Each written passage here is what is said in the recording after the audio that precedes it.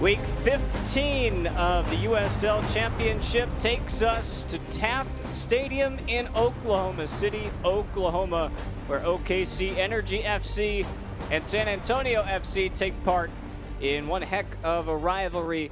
Hello everybody, welcome into the broadcast. Spencer Siegel here with you along with Chris Nurse. Tonight we take a look at the USL Championship standings.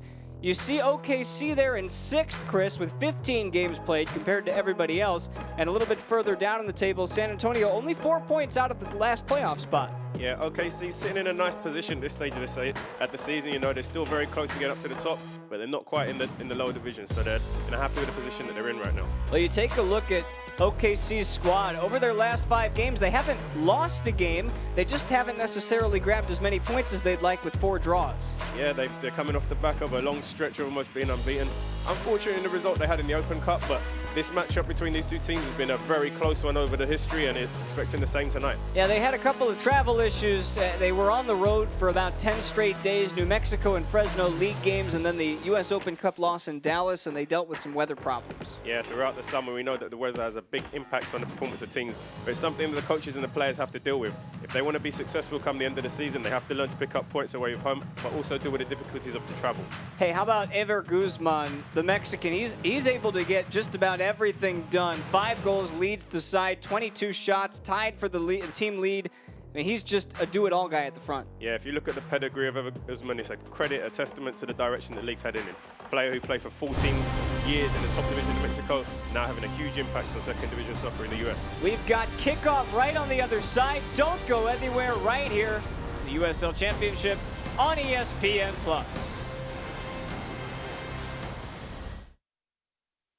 Goals are something we outline for ourselves, and oftentimes they can be pretty lofty. When things begin to line up the way we think they should, we appreciate those who helped us along the way, like the help you get with commercial banking from FFB. Our experts are ready to partner with you to help you manage cash flow, oversee accounts through online banking, and help you secure a business line of credit. Because we know you've got better things to do, like grow your business.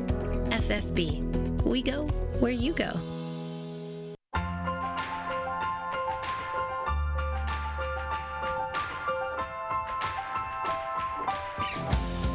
Mercy helps the Energy get to the top of their game. We can help you get to the top of yours.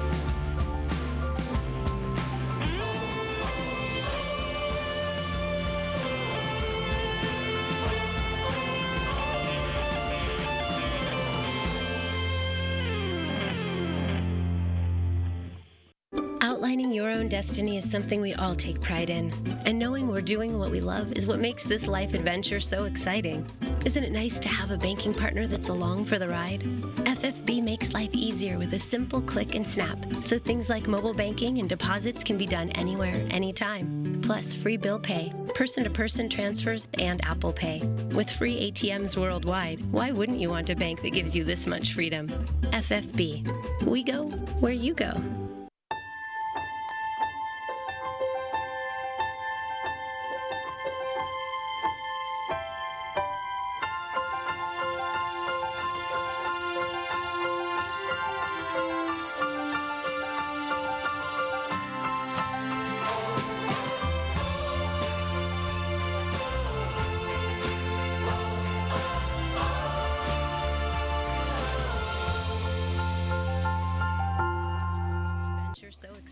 We welcome you back to Taft Stadium, just moments away from kick here, and with a great crowd on hand, we'll take a look at our OKC Energy First Fidelity Bank lineups for this evening's contest. For OKC, just 2 changes. Jonathan Brown, the new signing from Hartford, a former Energy player over the last 2 years, he comes in, and Alexi Bossetti out.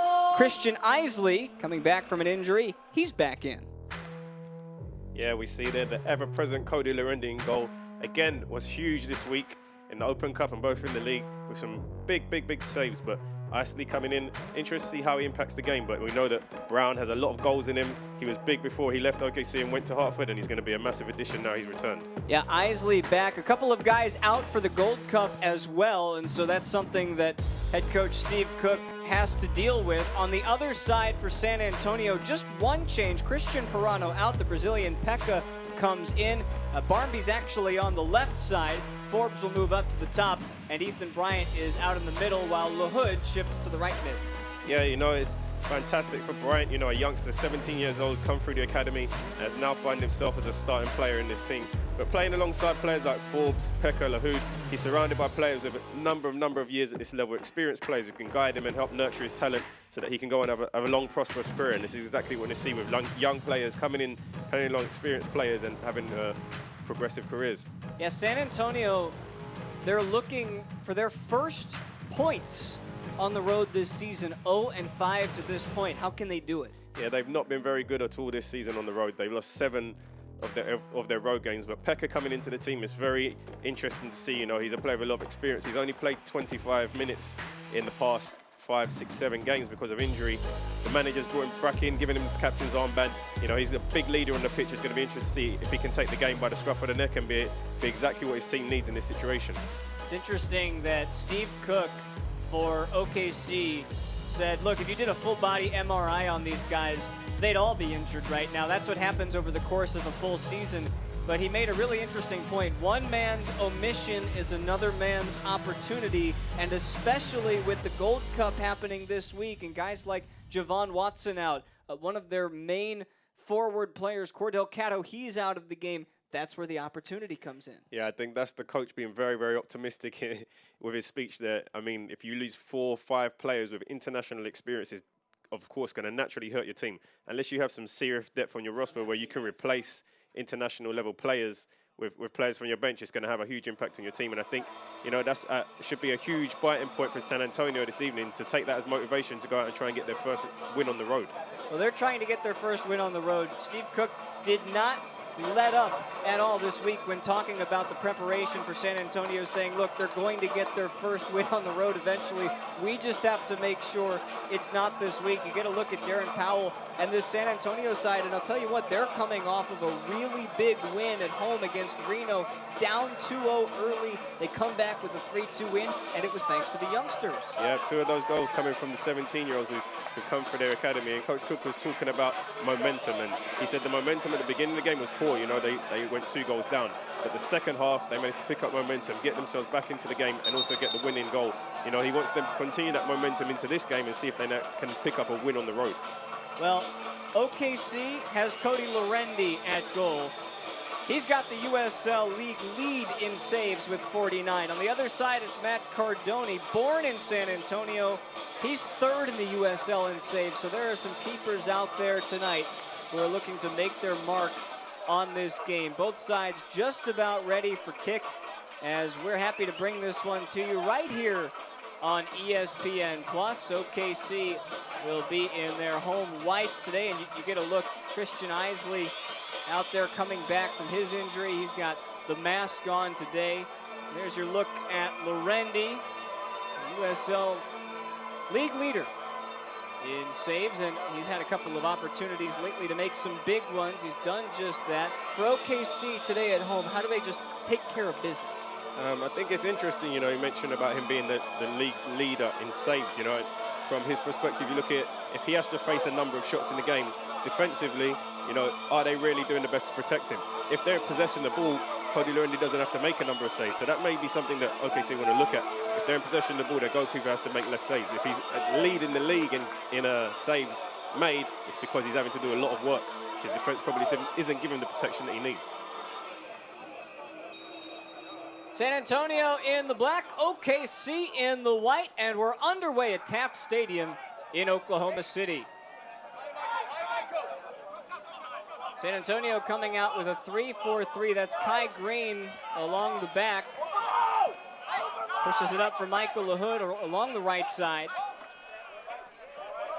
You know, we've looked at the history of the battles between these two teams. There's been 6 ties, and each team has managed to win one. So it's always been a very close margin between these two teams. Even the 2 victories, they've only been 1-goal victories. So expecting a very cautious affair this evening.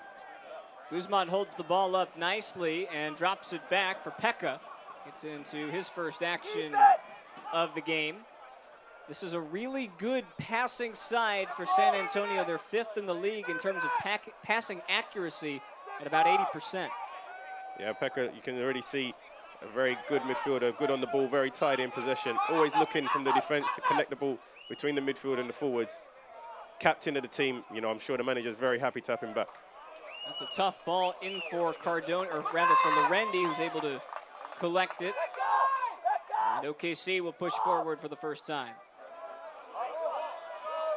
Over the top, Isley manages to stay on sides.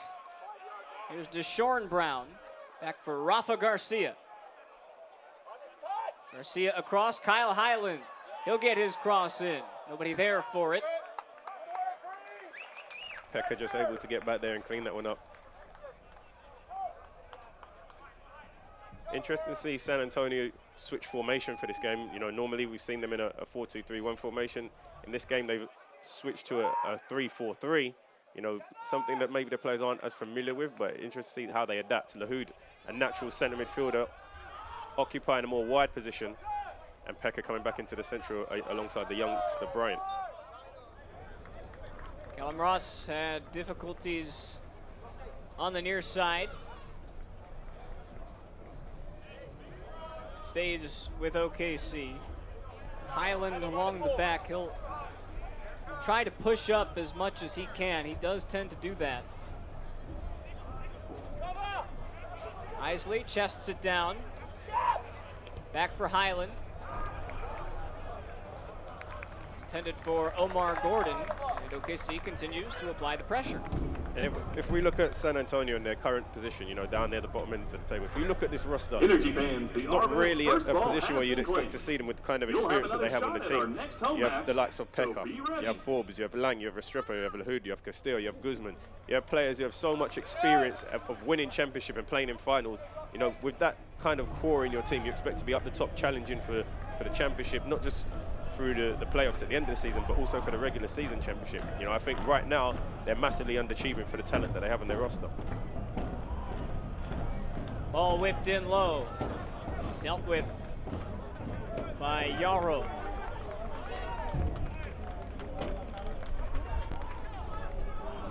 Look at Jonathan Brown too. It's not like this is a brand new situation for him. He's coming into a place that he's been and been comfortable in before. Yeah, you know, he obviously followed Coach Nielsen across to Hartford. Things there haven't worked out, and he's come back to a place where he feels comfortable in OKC. Cardone can't punch it away cleanly, and the first corner of the game goes to the Energy. Of course, a number of players follow Coach Nielsen across to Hartford. Angulo, you know, he's another top striker in the league. He started the season fairly well over there, but it didn't quite work out for Brown. I'm sure OKC very happy to have him back. Jonathan Brown, first game back, he'll take the corner.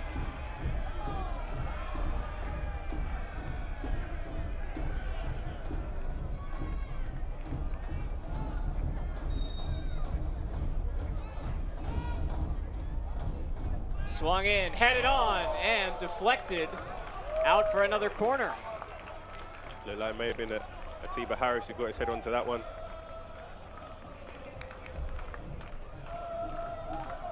I think it just takes a deflection off. Couldn't quite see it took a deflection off, but it seemed like it was going wide anyhow. Brown tries again, looking for the far post. Headed back to the middle, Isley. And Guzman away with it. Threads it through. Along the far side. Forbes looking for goal, and he can't find it. And that's what Forbes has been so good at over the years. The last thing is, as a defender, what you want to see is Billy Forbes with that ball on his left foot dribbling you at speed. He gets that half a yard and gets his shot off. Unfortunately, not able to find the target, but that's what's made him one of the best attacking players at this level for the past 3 years. Billy Forbes was a USL Player of the Week selection all the way back in week 1 in the 3-3 draw against Phoenix, and that was a result that if you're San Antonio, you were pleased with after week 1. And since then, they've had their ups and downs, but they need to get something on the road, and they've shown some poise in the early goings here. Yeah, Forbes, another one of the number of players on this field that have international experience. I believe he was captain of the Turks and Caicos national team in the Nations League in the build-up to the Gold Cup. You know, those teams qualified for the Gold Cup, but Turks and Caicos weren't that successful on their journey, and unfortunately didn't make it.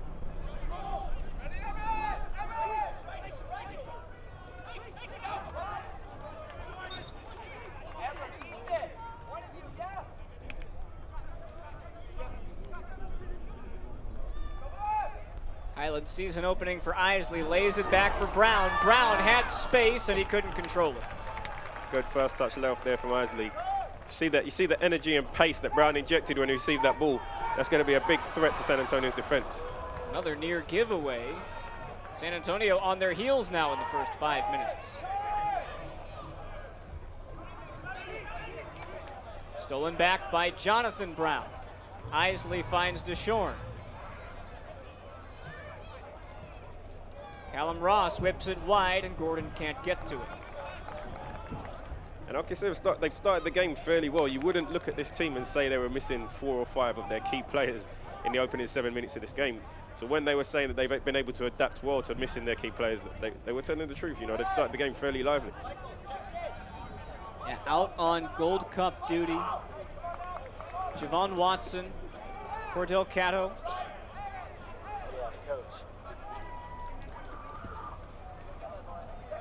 USL play does not halt, despite the USL. That's a nice flick on. Gomez stays with it.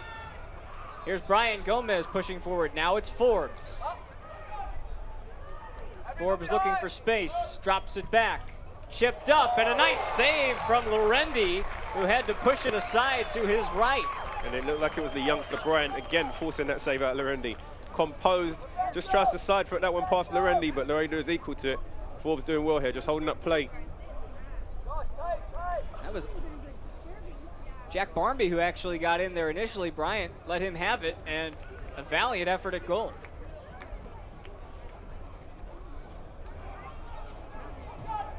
We said we'd need both goalkeepers to step up. 2 of the top 3 keepers in terms of saves, and so far they've both done that. Pekka has trouble with it, makes it work.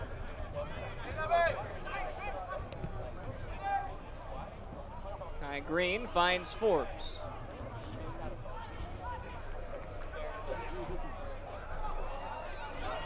Now Omar Gordon. Gordon unlucky not to be playing in the Gold Cup with Jamaica. Player who's played for the national team a number of times, you know, and he's been having a fairly good season so far. I'm sure he was surprised not to find himself on that last 23-man roster. What does that do for a player then in a game like this where he thinks, well, maybe I should be playing over there, but I'm still going to give it everything I've got here? I mean, as a player, you know, there's only one way to bounce back from disappointment. I'm sure he would have been upset that he's not playing in the Gold Cup, but if he wants to get back on that squad, here he is, he whips it in, and he almost put it in the net on target, saved by Cardoni. Yeah, here's his opportunity, and with the 40-man roster, they still have the opportunity to make changes within a 48-hour window. So if a player does get injured on that 23-man roster, there's still the opportunity that he could be called in at last minute if he's on that 40-man roster. I don't know if that was what he was trying to do, but I'll tell you what, he'll take it. Seconds! Of course, the 4 players that are missing for OKC who play for Trinidad in the Gold Cup, Jones, Cato, Williams, they will actually be featuring against the United States in the group stages of the Gold Cup. And the U.S. will deal with Trinidad, TNT, Panama in that group, and then Guyana. You know a thing or two about them. Yeah, there'll be an interesting affair on Tuesday evening. Highland puts it too far in front. Cardoni comes off his line nicely.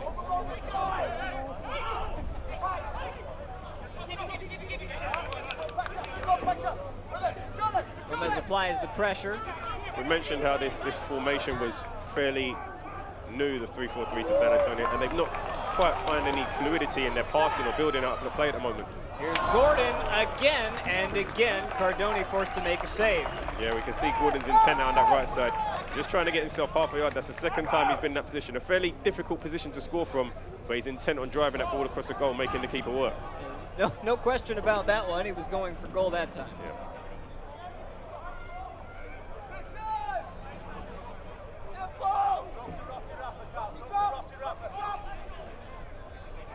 Yeah, San Antonio just struggling to find any fluidity in their build-up play. You know, there's not that much movement through the midfield.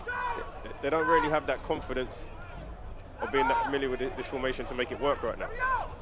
Christian Ibeaga for Isley.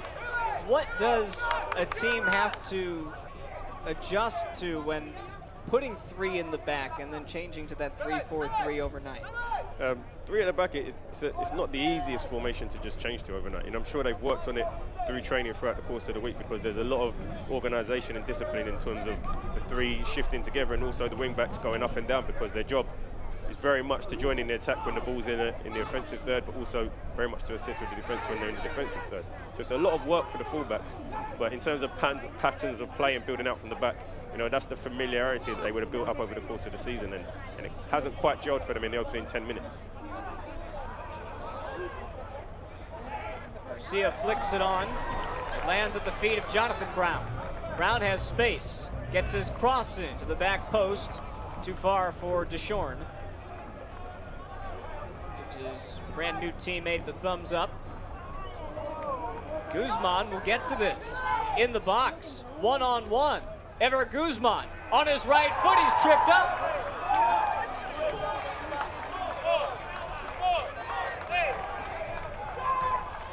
Play on, says the referee. We will. Gordon comes the other way. A good job by San Antonio to get back defensively. Yeah, and there you see that it's a very open game right now, end-to-end football, end-to-end soccer. You got Guzman one side, you know, very, very good player, quality in the final third, and then you have Gordon going the other way. Very, very electric pace, getting shots off on goal. They're the 2 outlets that potentially give these teams to create chances on the counter-attack out of nothing.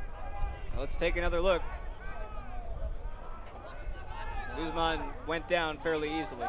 Yeah, but you can see he's such an attacking threat in the box. You can't dive in as a defender because you can very easily give away a penalty. He has that quick yard where he can knock the ball in front of his feet and get a shot off in the space of a millisecond.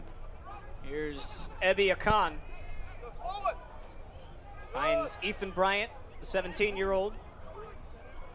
Nicely cut out by Christian Ibeaga.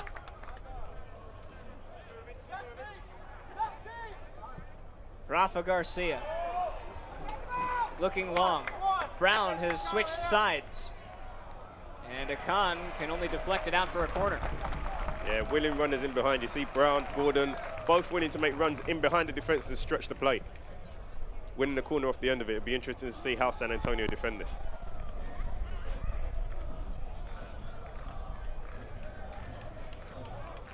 I think you told me that you were going to get a hairdo like that. No, I'm sure the linesman will make him adjust this ball here because it's not quite inside it. There you go. Jonathan Brown took it. The right-footed outswinger. From the left side, he'll try that outswinger. Low ball in, falls for Isley, and then back Harris was bumped, and it's a penalty. I think that's the right decision there. Atiba Harris draws it, and a prime opportunity for OKC in the first 15. And I don't think it was the best delivery from Brown. You know, I don't think he quite hits that corner as he wants, but it's the second ball. The ball comes in. It's not quite clear as it would have been like to. Harris goes to get onto it, and for sure, you see a wild swing there that connects with Harris, and I think the referee's right to point to the swap.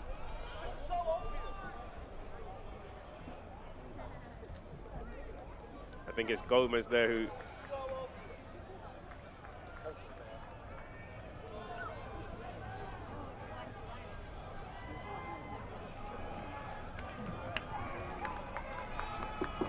will be Deshorn Brown with 8 championship goals already this season. Deshorn Brown, and it's saved by Cardoni. big save there from Cardoni. I don't think it was the best penalty. It wasn't as much in the corner. It wasn't hit with that much pace. Cardoni chooses the right direction, gathers that one fairly comfortably. An opportunity missed. That's a big confidence boost there for San Antonio.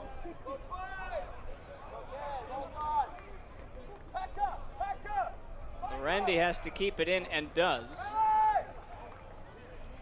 I don't know that he made the best contact on that one. He didn't bang it home the way you're used to seeing a PK.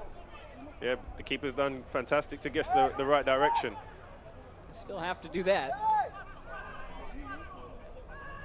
So So 16 minutes in. But that was a great opportunity for OKC to take the lead and really take control of this game.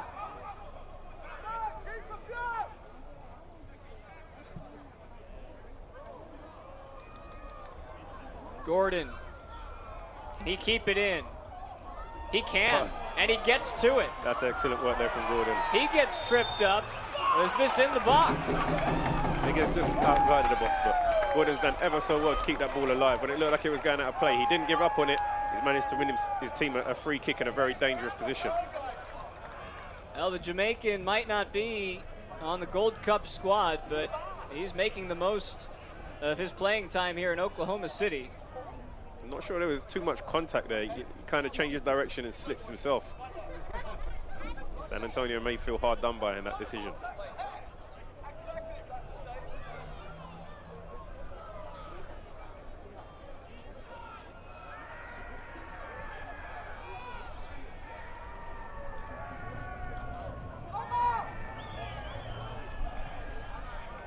This is a tricky angle for Brown to curl it in. Yeah, and you see Brown, you know, he's returned as a second new signing into the team, but he's taken almost every set piece. So that shows his importance and the quality that he has on the field for his team. They trust him with every set piece delivery. Jonathan Brown goes for the back post, and it's knocked away again by Cardoni. Don't know if that one had eyes for goal, but it will be a corner. Yeah, it was whipped over the wall with pace, but Cardoni was taking no risk. It looked like it may have just been going wide, but he did the right thing in making sure he just tipped it wide of the post. You can see, as you said, Chris, how integrated Jonathan Brown has been in the first 20 minutes. Back with his old team. Yeah, he's an experienced player, you know. He's not coming in there as a rookie. The franchise, the club, the organization, they know what he can deliver. He was there for a number of years before he decided to leave and go to Hartford. And he's come back and, quickly integrated himself back to being a key member of the team. I beg your pardon, that was a deflection after Cardoni touched it. It'd be a goal kick.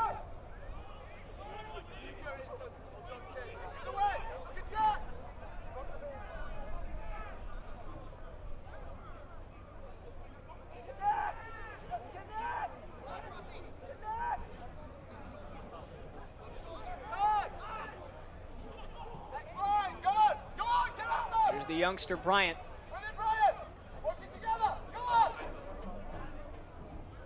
Gomez. Barmby left it for nobody. And again, OKC can come out the other way. Yeah, and there's just an example, you know. San Antonio are renowned as being one of the better passing teams in the league.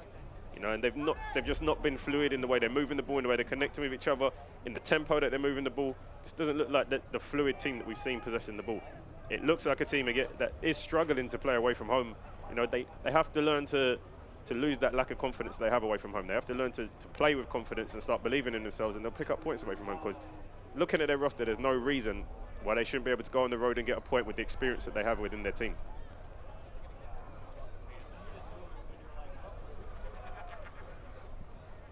Rendy plays it out.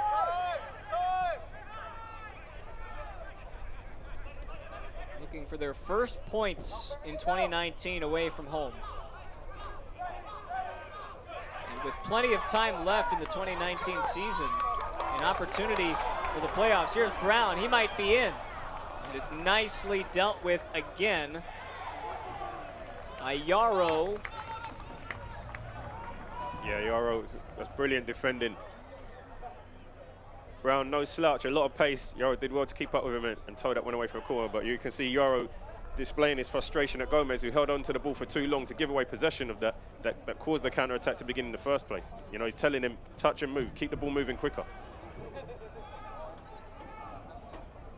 When you have three on the back line, everybody needs to get back.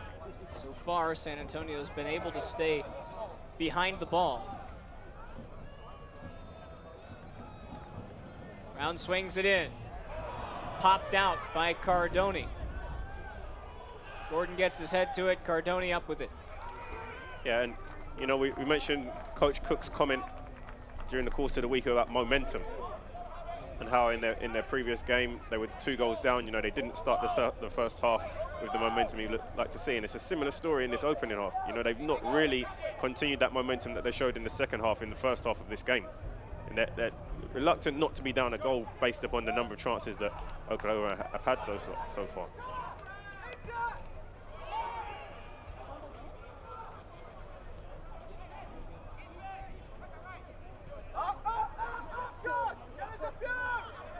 Cook expects a lot from his players week in and week out. He talked about that San Antonio win as a game that can turn their season around. And when you're 4 points out of the playoffs, those are 3 big points that put you right back into the race. Yeah, and we cannot underestimate, you know, they're missing a player like Lance Lang, a fantastic player who's a tremendous attacking threat at this level. He's out with a ACL injury or a leg ligament injury, you know, and he's going to be a big loss for them.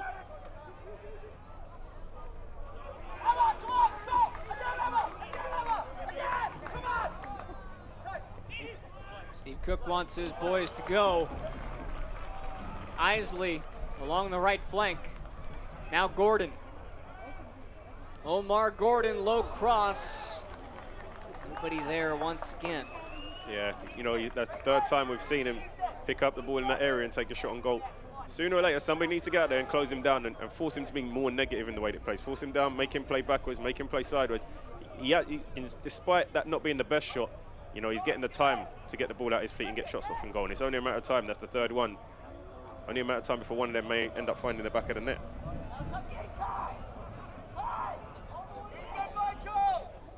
Just confirmation on Lance Lang, you know, missing tonight. He has a grade 3 torn LCL, so he's going to be missing for a significant period of time for San Antonio.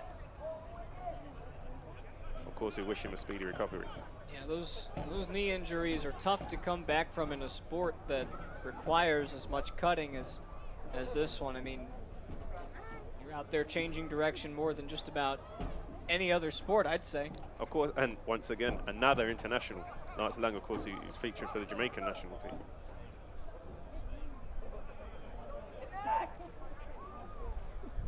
And it's crazy, you know, now we're talking about internationals. This is the level that the USL Championship has become, where, you know, on each team there's a number of 3, 4, 5 international players, which of course has a big impact during the international window, because you see Oklahoma here missing 4 or 5 of their key players. But it's a testament to the direction that the league's heading in. That's the quality and the level of player that we're being able to attract now at 2nd division soccer. So it shows how much the league is developing over the years. Pekka.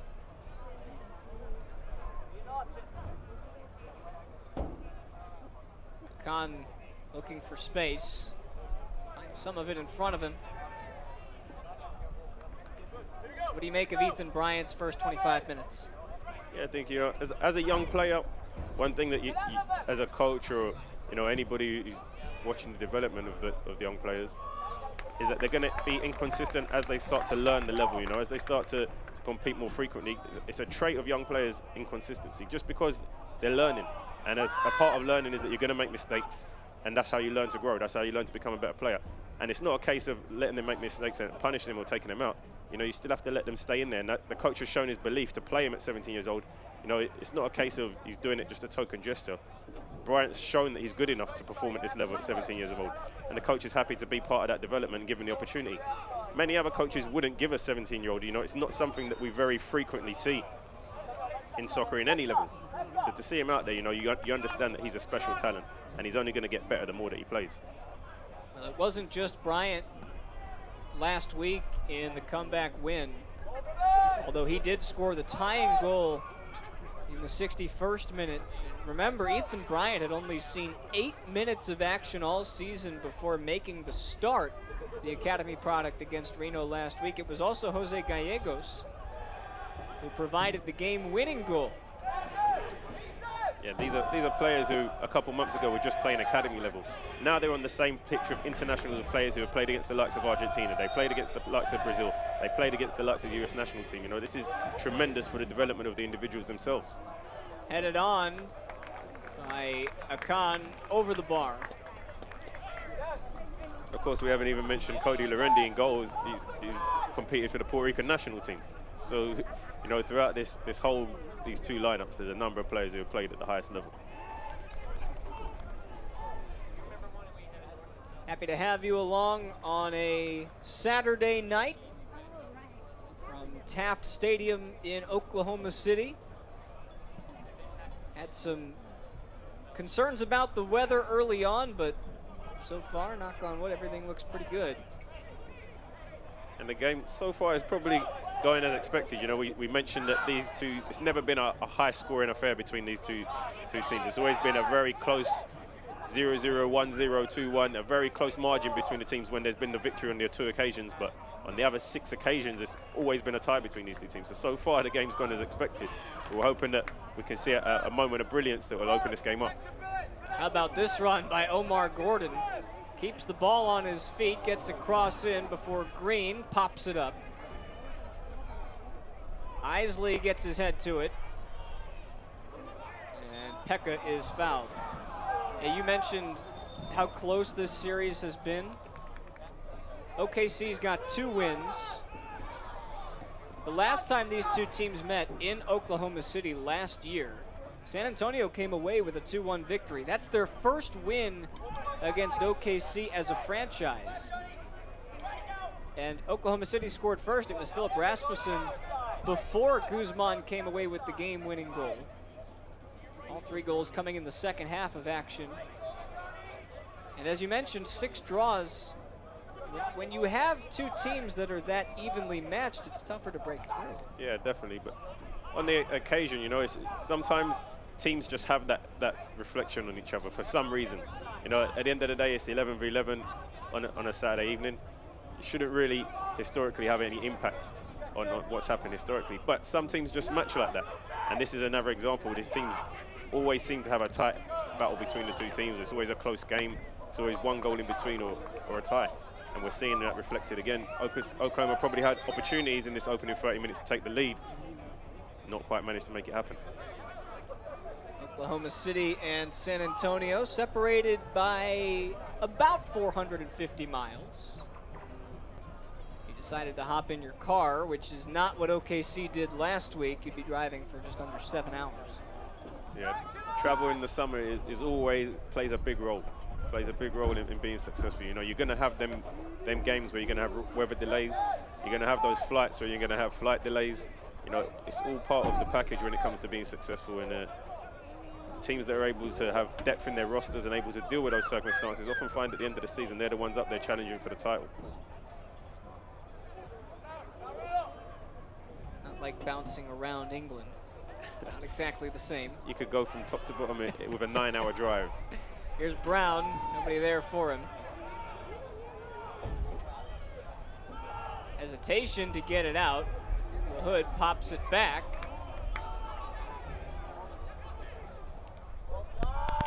Nice play to hold things up from Ethan Bryant again. Good composed build up there from San Antonio. It's probably the first time in the opening 30 minutes that we've seen them string together 6 or 7 passes. But again, the tempo's not as high as we'd like to see it, where they're able to get out of their final third. They string 6, 7, 8 passes and they're still in a defensive third. So, they've not really made any ground with the possession that they've kept. Akon's been the one pushing forward. He'll do it again. Finds Forbes along the right side. Billy Forbes.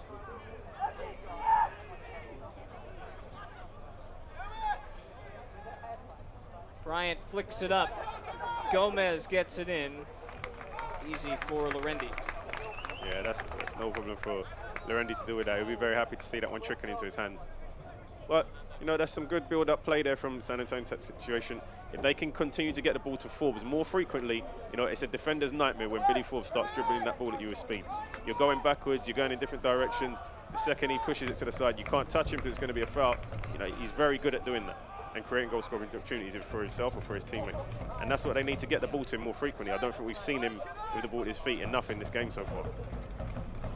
We know if they put it into the box, of course, Guzman is lethal in front of goal. Very dangerous. But we just haven't seen them put the ball into the final third or in any areas that's allowed him to have any goal-scoring opportunities as yet.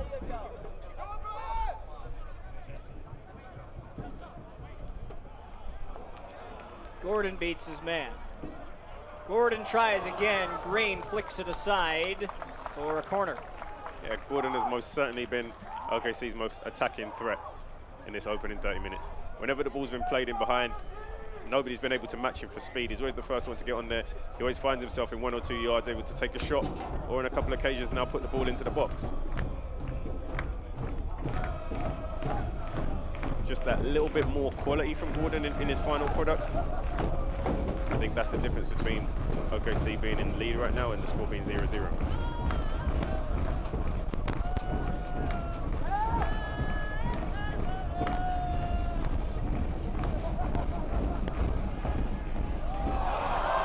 DeFont finds his first action of the night. He got his head to it. Mike DeFont. I believe it was DeFont, or unless it went just over the top. Let's take another look. It's like it ends up coming off somebody's shoulder there. Doesn't quite get as much connection on it as might have liked. I was only happy to see that one over the crossbar.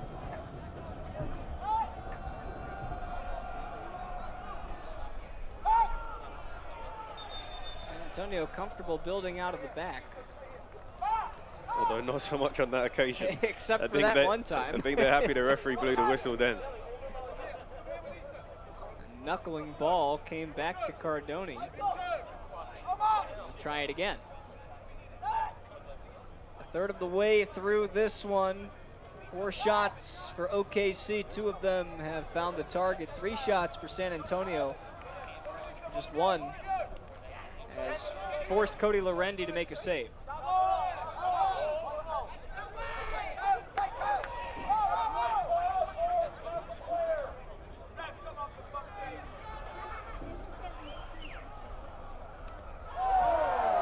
Reckless, but legal from Akan.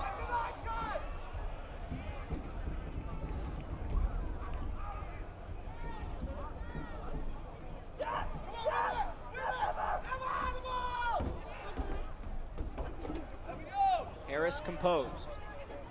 Atiba Harris cuts to his left.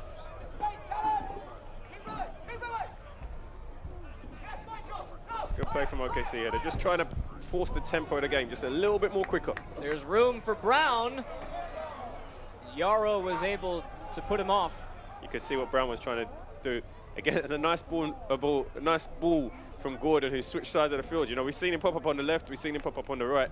He tries to get the ball into Brown's chest. Brown tries to get it down so he can get it the volley on the half turn, but the ball just doesn't drop quick enough. And San Antonio were able to get it away.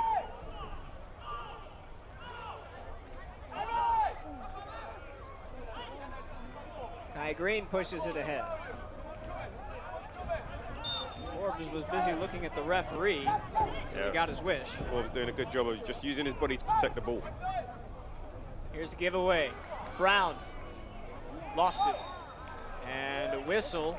And a very dangerous spot for OKC. Yeah, tough touch there from the hood. The ball just popped up on him. Set piece specialist Brown, I'm gonna go for on this set piece.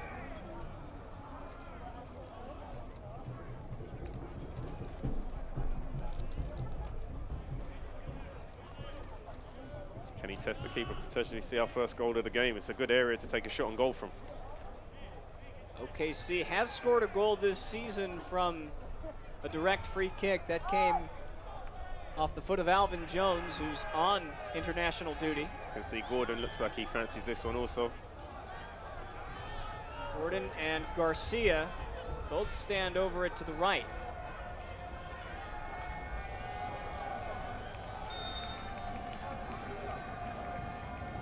It'll be Gordon, and it found itself 2 or 3 feet over the bar. That wasn't too bad, you know, that wasn't as far away as we might have thought.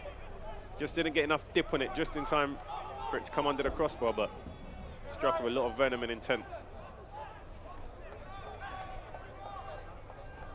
Gordon for sure trying to make a statement to whoever's watching this evening that, you know, he probably feels like he should be on that roster going to the Gold Cup.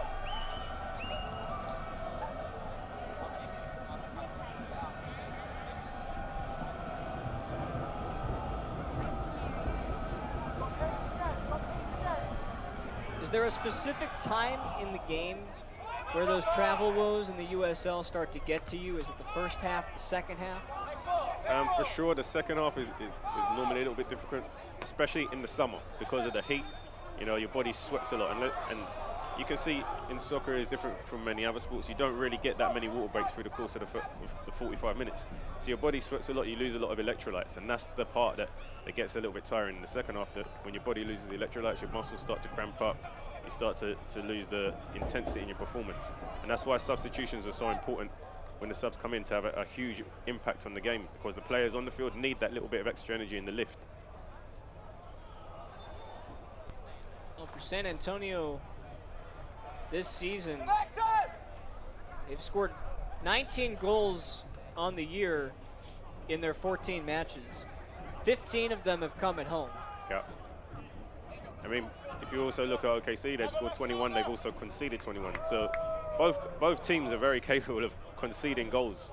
So I would be surprised if the score ends up 0-0 at the end of the game, based upon the defensive records of both teams.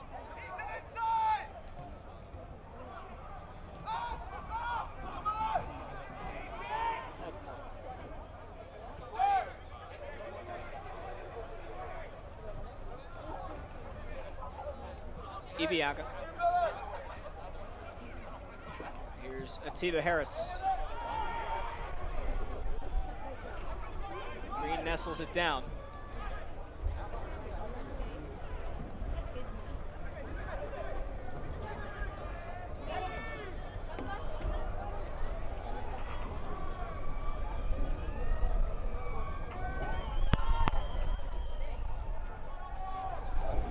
About those Gold Cup players leaving, 4 of them for OKC, the most of any championship squad.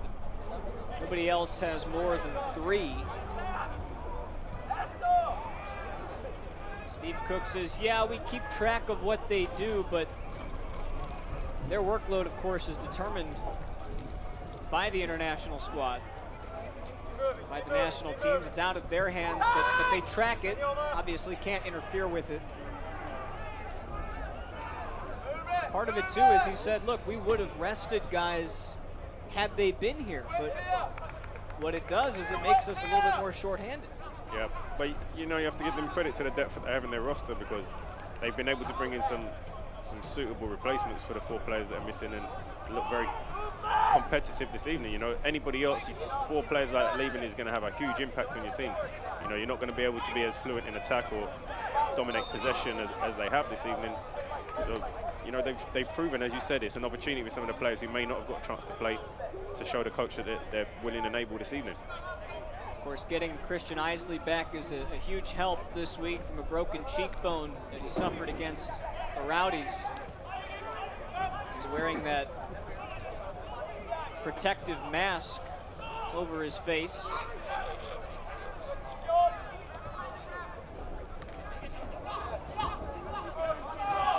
Forbes continues to bang his body against his defenders.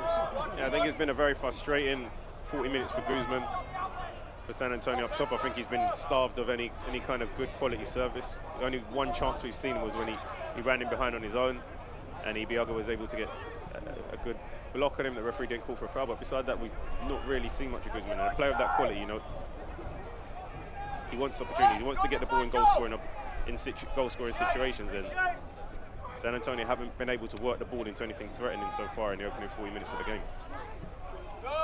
The Hood finds Bryant. On the right flank, Forbes now cuts inside, looking for Bryant again, and Lorendi can't keep it in. It's the first corner of the game for San Antonio. And this is important. I want to see how OKC react from set pieces. You know, in the week, they conceded 2 goals from corners. One directly from a header, the other ball that was driven along the floor. They didn't defend set pieces very well. So I'm going to be interested to see the first corner of this game, how OKC defend this. It'll be Jack Barmby, the Englishman, to take it. He'll take it short, and it's deflected out, and well, there you go. Isley's able to knock it out. And obviously something that they worked on in training, but I'm not sure that was the wisest decision to take a short corner kick when there was 2 defenders out there at the same time, but OKC will be very happy they didn't come off. Maybe not how they drew up the first corner.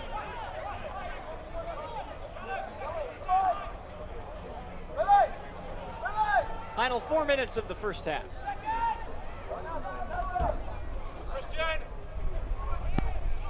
Brown wants it.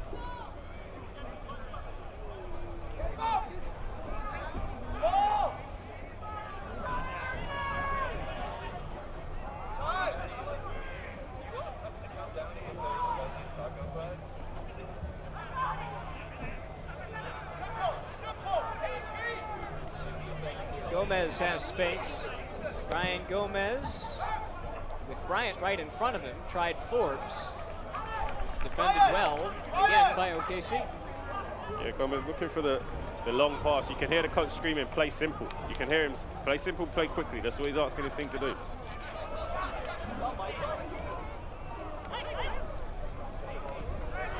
This time, Gomez does go simple. He finds LaHood. Guzman just trying to get involved. Yeah, you can see him trying to occupy positions where he can get a touch on the ball. You for sure don't want to see Guzman out wide. You want him in between the goal sticks where he can score goals. But, you know, he wants to feel confidence. He wants to get touches on the ball and keep himself relevant. Ever Guzman running circles with some nice build-up play. Gomez. Bryant will have a crack, and it's just wide. The best chance, perhaps, of the first half for San Antonio, Ethan Bryant. And there you see it. They're just moving the ball quickly, creates opportunity. You see just 1 and 2 touches. They move the ball, play very simple. Bryant gets the opportunity to get the ball at his feet. You can see that wasn't far away by Lorendi's reaction. You see him scrambling across the goal. Not too far away at all. It's good confidence from Bryant as a youngster to be able to have that confidence to take those shots and take responsibility and take the ball. Is it confidence or ignorance with just not knowing? No, I mean, that was close. It's a heck of a strike. It's a good strike. 17-year-old academy product, proving his worth once again. I think if there's 2 strikes that have worried Lorendi this evening, that's one of them, and Barnby was obviously the one that was earlier in the first half that Lorendi scrambled and saved and pushed for a corner.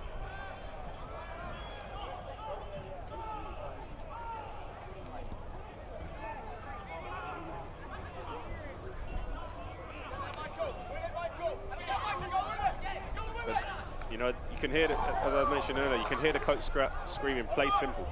That chance came from them just playing simple. Nobody tried to play a spectacular pass. It was just simple 5-yard passes, nice and quickly. The opportunity came for Bryant to get the ball at his feet and get the strike off, and they almost got themselves an opportunity off the back of it. I think that's what you'll want to see more in the second half. Is can they just move the ball quickly and simple?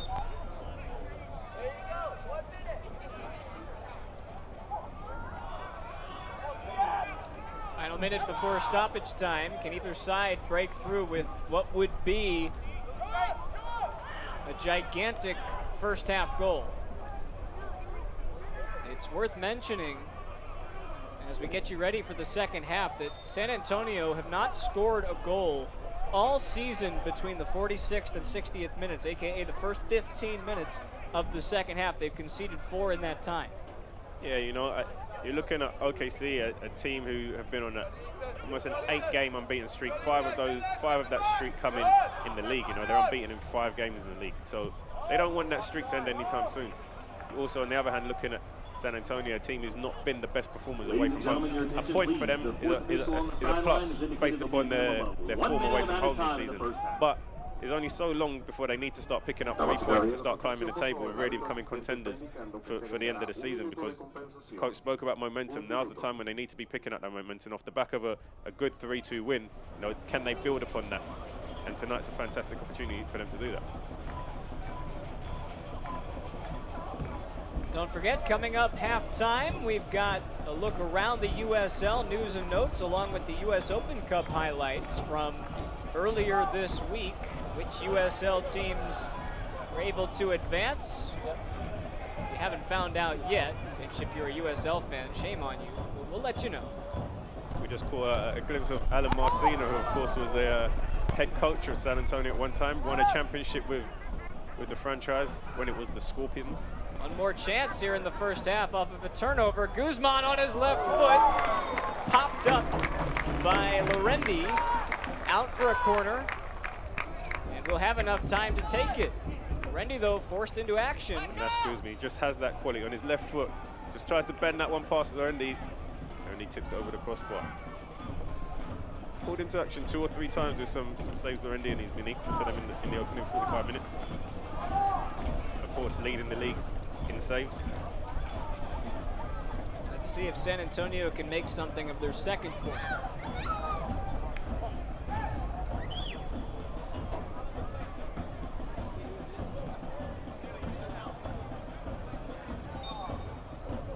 Ryan Gomez stands over the top.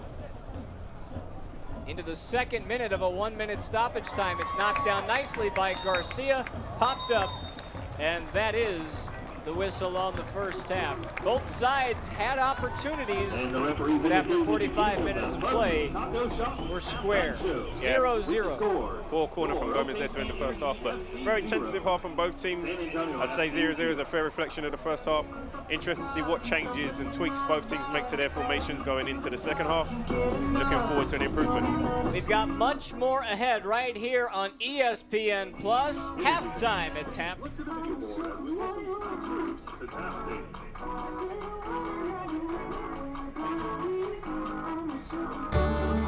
The mission of the Central Oklahoma Humane Society is to stop euthanasia of healthy adoptable animals in Oklahoma City. For us, it's all about connections. We connect between adopters and fosters, we connect internally, and we connect with our donors and our community. Cox Business helps us make those connections. Our organization has Cox Business high-speed internet and the IP-Centrix managed phone system. It really has made a difference. They're always reliable.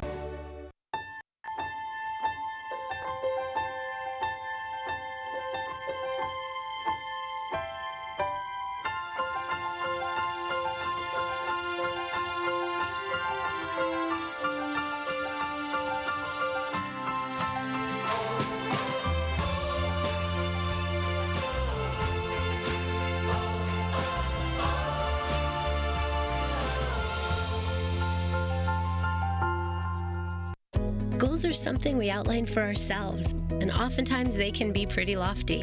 When things begin to line up the way we think they should, we appreciate those who helped us along the way, like the help you get with commercial banking from FFB. Our experts are ready to partner with you to help you manage cash flow, oversee accounts through online banking, and help you secure a business line of credit. Because we know you've got better things to do, like grow your business. FFB. We go where you go.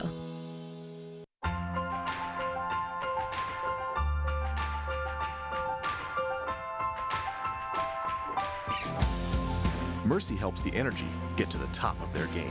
We can help you get to the top of yours.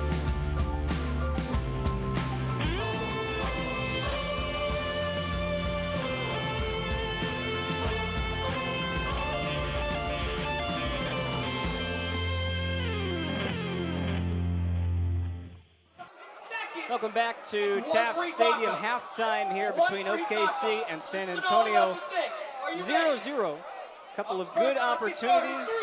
This is our Mercy halftime report, and we start with our USL games going on tonight. Already a couple in progress in the Western Conference. Of course, that's where we look. Anything jump out at you for today's action there, Chris?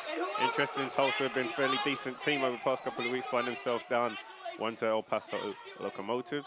Austin Bowl find themselves down to Tacoma. Rio Grande Valley find themselves down 1-0 to Colorado Switchbacks. All games 1-0 margins at this stage. Yeah, how about Tacoma, the last place side? We'll be sure to keep an eye on that.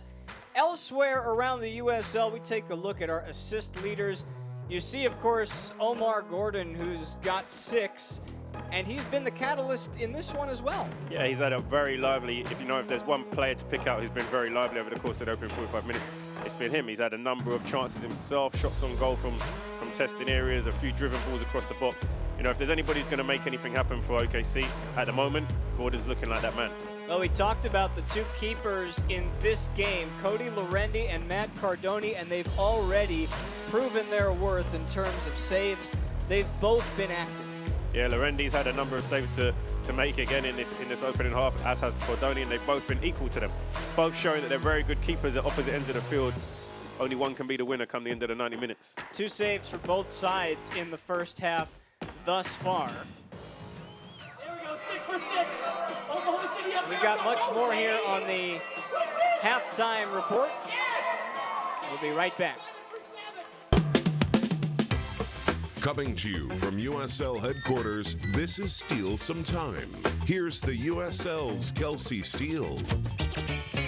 Let's hop into the West. Out of week 14, the West was interesting this week. I want to start over in San Antonio and talk about this academy impact that's going on right now for Gallegos. If you have not watched that goal, you need to go back into the highlights and watch that, because this is a 17-year-old kid who created that entire play. He made that run. He demanded to get the ball back. Barmy hit him up, and he, made that one touch around the defender, finished it off, and it was gorgeous. A 17-year-old looking like a 25-year-old. And put the team on his back. Put the team on his back. And how about Phoenix's commitment to Dollar Beer Night?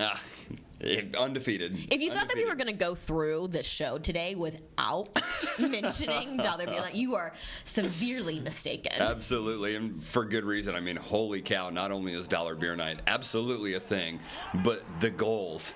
The goals on goals on goals, and Adam John, I will stand by this opinion. I will die on this hill. That should have been SportsCenter #1 out of the weekend. 60-yard ball over the top.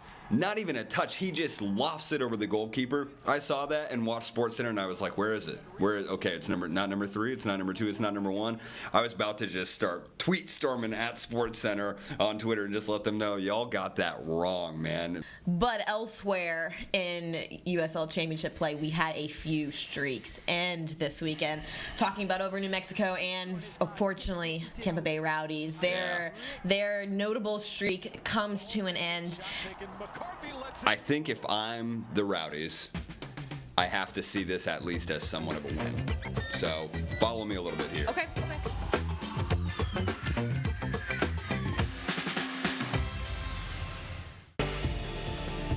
Round of 5. Lacroix! Now it's Musa! Oh, what a hit! Ryan Brown.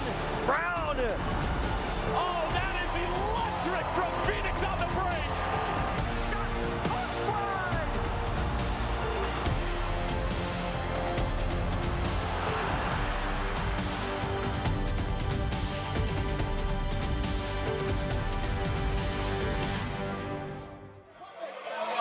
Mercy scoreboard at halftime. No score at halftime between OKC and San Antonio. Welcome back to your Mercy halftime report. Spencer Siegel, Chris Nurse with you. Let's take a look at some news and notes around the USL. We'll get to that top one in a moment there, Chris, with the US Open Cup. Colorado Switchbacks with a couple of signings. And how about our player of the month? Yeah, fantastic to see him get that player of the month. But let's go back to St. Louis at the top. St. Louis at the top, sorry. Find themselves... St. Louis works too. St. Louis got in trouble. Find themselves in the Open Cup with a big matchup coming up against Cincinnati. Yeah, St. Louis is one of 2 teams to advance out of the US Open Cup. And let's take a look at some of those highlights. It was St. Louis and, of course, the Chicago Fire out of the MLS on Tuesday night.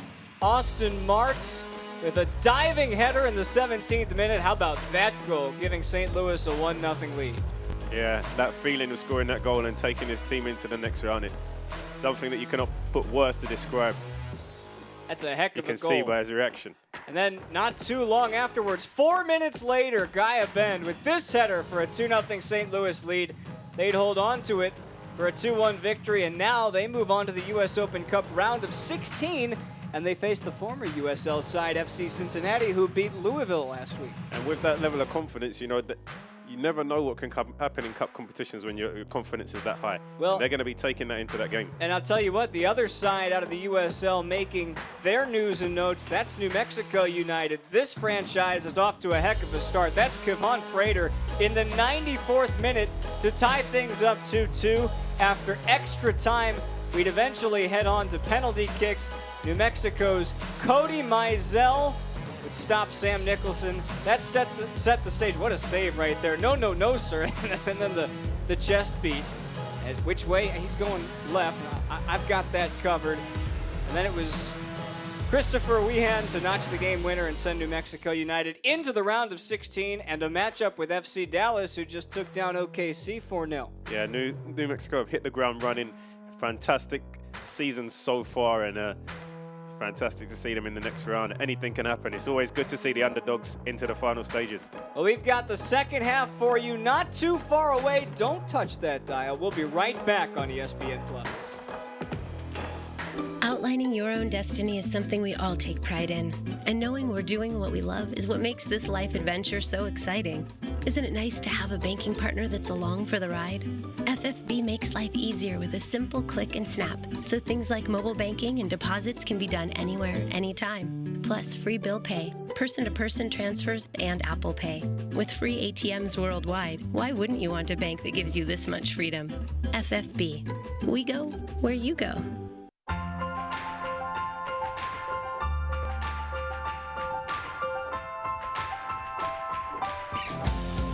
Mercy helps the energy get to the top of their game.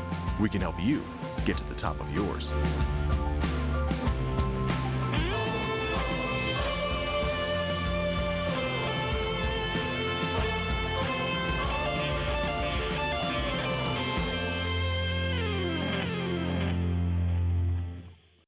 Success is achieved through hard work, and many business owners work tirelessly for years to realize the dream of franchising their business. FFB partners with companies of all sizes every day and offers an extensive variety of treasury services. FFB will outline a plan just for you, help you streamline cash flow, and monitor your business transactions. Because we know you've got better things to do, like grow your business. FFB. We go where you go.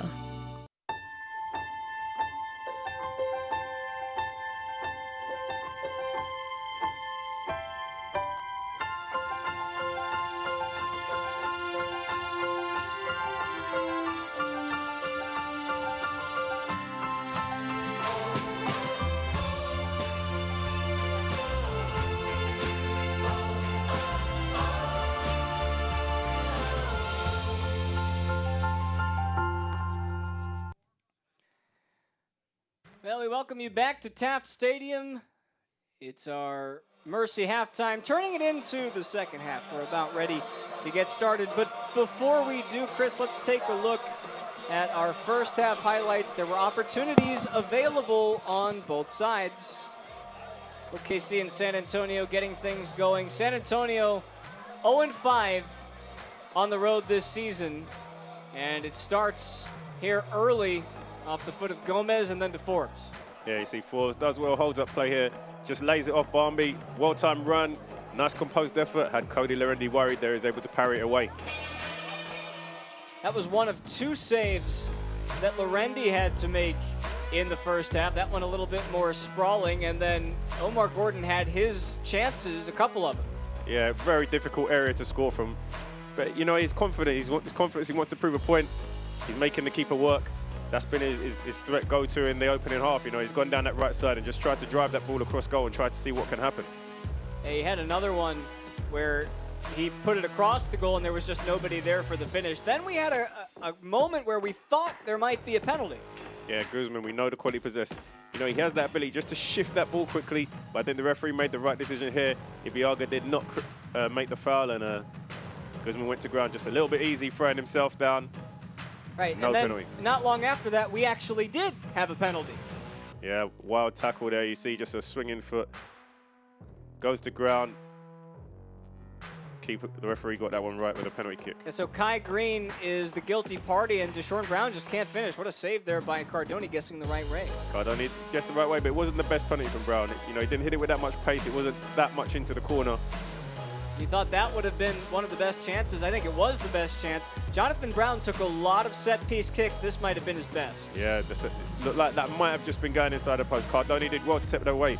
But Lorendi and Cardoni are going tap for toe. Each end, both are making big saves. Don't know if it was Defont or Omar Gordon that got his head to it, but that one skims over the bar as well. And then San Antonio had a couple of chances late. Yeah, this is the youngster, the 17-year-old. Brian just gets the ball at his feet and tries to bend that one past Lorendi. You can see he was worried. Both hands up, stretching. Happy to see that one go past the post. Lorendi was nervous for a moment, and then right at the end, Ever Guzman. Yeah, both footed. You know, earlier we saw him try to get the ball into his right foot for a shot. This time he's moved it onto his left foot, tries to bend it past Lorendi. Lorendi does well just to tip it over the crossbar. We can take a look at our halftime stats for you. Fairly even, and the possession, as we talked about, the passing game of San Antonio, maybe not all necessarily in the opponent's half, but 58% of the possession, both sides with 6 shots, 2 on target. Yeah, I think the coach, in terms of the possession, he's going to want to see them move the ball quicker. He's going to want to see them be a little more direct in their passing, in terms of can they pass the ball forward instead of so much sideways and backwards. Can they get the ball to Guzman a little more often? Can they get the ball to Forbes a little more often? Can they create, more scoring opportunities in this second half? Only a couple of fouls at all. Only 10 total, 6 conceded by Oklahoma City, 4 from San Antonio. It is a strange night at the Yard, is it not? Full moon. 5 corners for OKC, just 2 for San Antonio. That was really the only difference in that first half. Second half action, what will be the difference? Interested to see the adjustments. I'm sure there'll be some tactical adjustments from both teams. As we mentioned, San Antonio want to continue that momentum they had from last week, winning that game 3-2. They want to take that into this game. They want to try to pick up points, see if they can continue to climb the table. OKC, on the other hand, they want to continue their unbeaten run. They're 5 games now in the league unbeaten. Can they go ahead and make it 6? Can they continue to build confidence as a team? They're gonna get stronger because the players who they're missing are going to continue to come back and continue to add depth to their roster. OKC gets things going in the second half in the white kits to our right. San Antonio will be headed to our left in the black. Second half action at Taft Stadium. Happy to have you along with Chris Nurse, Spencer Siegel here on a Saturday night. We start things off with Kai Green. Here's Michael LaHood. LaHood being given plenty of space on the ball.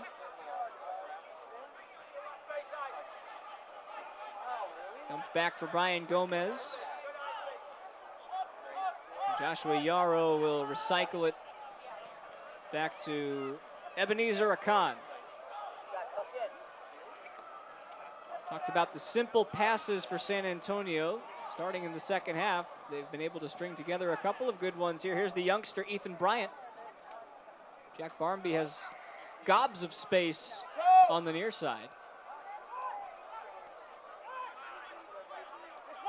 Bryant turns it and finds Barmby. Now Billy Forbes.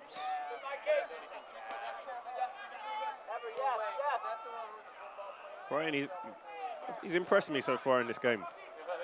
He doesn't stand out as a youngster. You don't look on the field and say, hey, that's a 17-year-old kid. He fits in very well with the rest of the team, gels in very well, very confident on the ball, always looking for the ball and wanting the ball. That's what you want from your players. You want them. Here he's on the ball again. Bryant had it poked away nicely. That was Mike DeFont. And now Christian Isley flicks it for Deshaun Brown, who tries to go wide and does. Brown has a lot of space in the middle. There he is. Brown gets it on his right. And now Forbes is away. Billy Forbes in space, into the box, and Atiba Harris knocks it out for a San Antonio corner kick. Yeah, there's only one player in the box there for Forbes to aim for with that delivery. Defender's done well to get back and send it out for a corner. Remember, San Antonio has not scored a goal in the first 15 minutes of the second half all season. They've scored at every other juncture of the game, but that second half start has been the most difficult for them. They've conceded 4 in that time as well. It'd be interesting to see if San Antonio put this ball into the box. Their previous 2 corners, one was a short one that got intercepted. The other one wasn't the best delivery. We know that OKC have been susceptible in their past couple of games from corner kicks. Barmby gets it in. And it's flicked up and out, only as far as Bryant.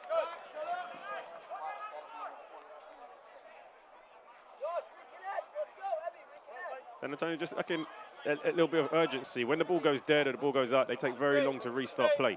There's the opportunity there to catch your team unorganized, disorganized when the ball's out of play or from restarts. And the longer they take it, allows the team to get organized and into good position, which makes it harder to break them down. You know, there's the opportunity there if they just play a little bit more intensity, a little more urgency, and just a bit quicker.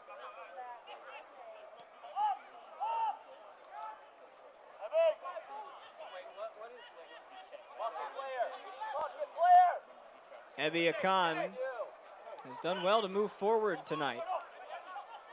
Yeah, I like it when Akan picks up the ball and drives forward. He has a good burst of speed. You know, he's able to keep the ball closely under control. He almost adds another midfielder onto the field when he's able to drive with the ball and connect play like that.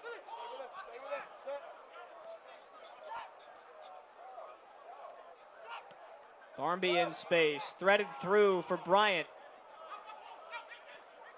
Bryant holds it up. Now Ever Guzman gets involved for the first time in the second half. I like what San Antonio have done starting this second half. Lahoud and Bryant, they're rotating positions. You know, they're not rigid in there. Sometimes Bryant's finding himself out wide, Lahoud's finding himself in the middle. Sometimes Lahoud is finding himself out wide and Bryant's in the middle. You know, it's very difficult to mark when players interchange positions like that. Forbes tiptoes the sideline, keeps it on, bangs against DeFont. Billy Forbes lays it off for Bryant, and it's pushed aside again by Lorendi. Ethan Bryant's second good opportunity of this game. Bryant again being the man in the attacking third, testing Lorendi. Took it first time.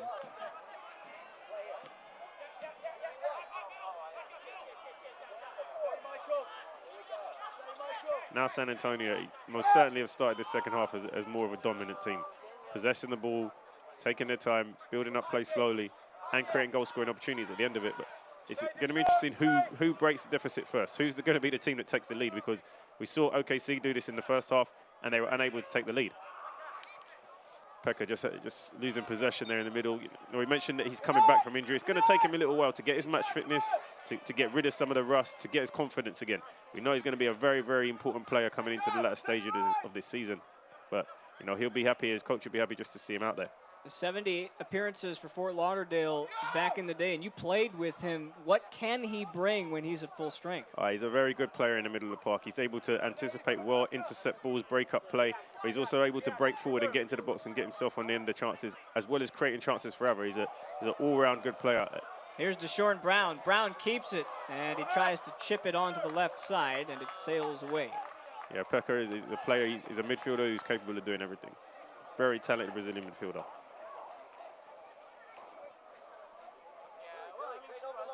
How about the strength from Deshorn Brown? He and Akan getting at it.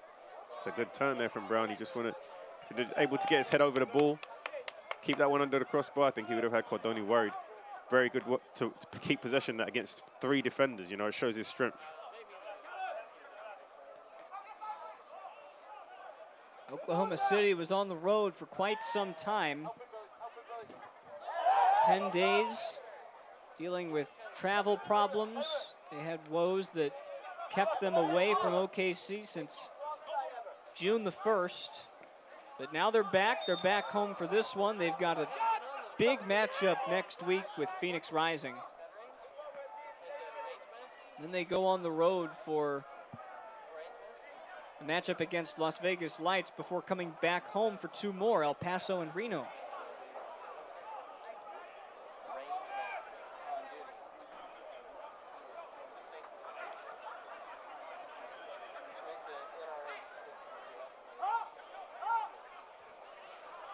Close there. Guzman closing down Harris at speed there, but this is a different San Antonio approach to the opening stage of the second half than what we saw in the first half. Harris goes down. Now we're seeing them, you know, connecting passes, playing 1 and 2 touches, moving the ball a little bit quicker. This is the passing team that we expected to see. And that is a penalty.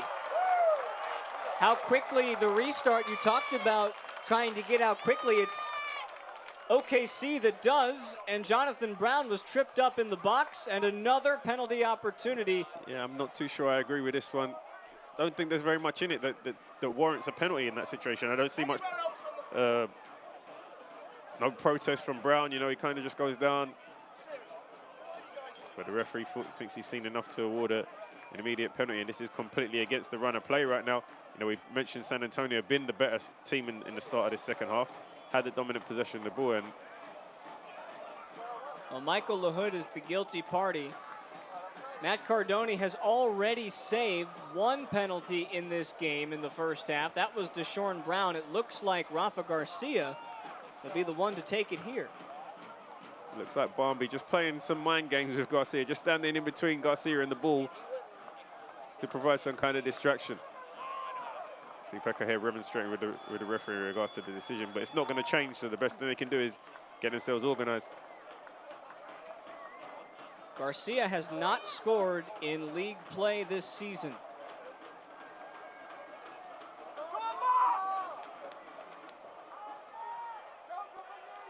Can Cardone come up big again? It's Rafa Garcia. It's Garcia who puts it in the back of the net. First blood to OKC. Yeah, on this occasion, he sends Cardone the wrong way. Cooley slots the ball into the bottom corner. OKC take the lead.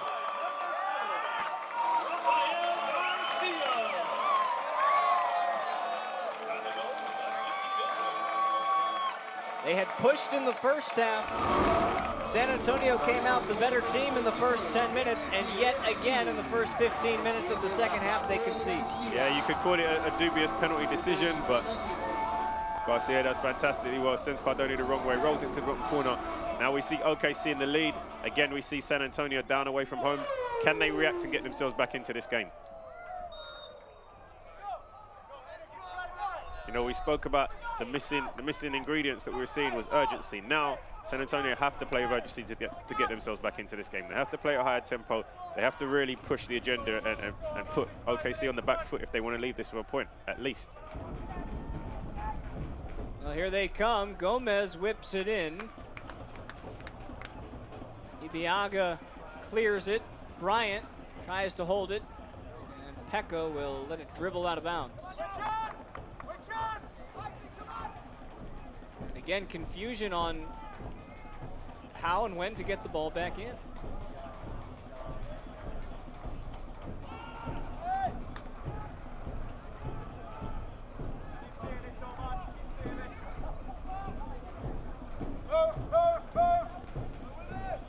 You know, and this would be a huge confidence boost for OKC.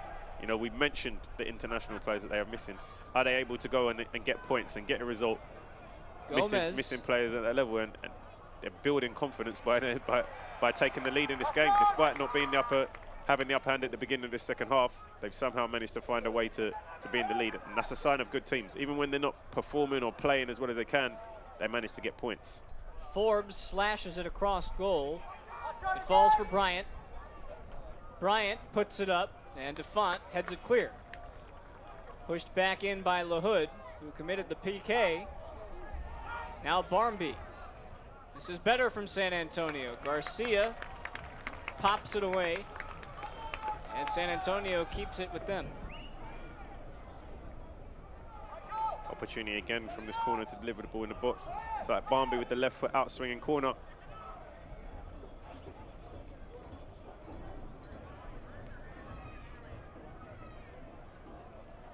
Jack Barmby puts it in. It's headed on and deflected. Looks like Akan was the one who got his head to it.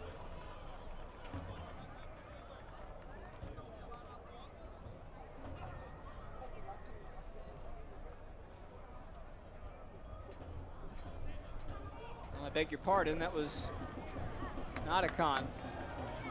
Bryant calling his name a lot tonight. Beautiful slit pass inside. Gomez has space. Closed down quickly by Garcia. Now it's Kai Green. He was the one who tried to head on that corner. Forbes sets it up on his left foot. It sails wide, and it's a goal kick. Yeah, some nice passing around the edge of the yard box there from San Antonio, but just unable to make the keeper work at the end of it. Forbes just trying to get this out his feet and whip it into the corner, but doesn't quite get the connection on the ball that he would have liked. Well, Forbes comes up with another shot tonight. That's his third of the match. He's got 20 shots this season. Only 5 of them have hit the target. Yeah, not quite the return that he would have been expecting, but we still know that he's a player with a lot of ability and talent that can make something happen out of nothing.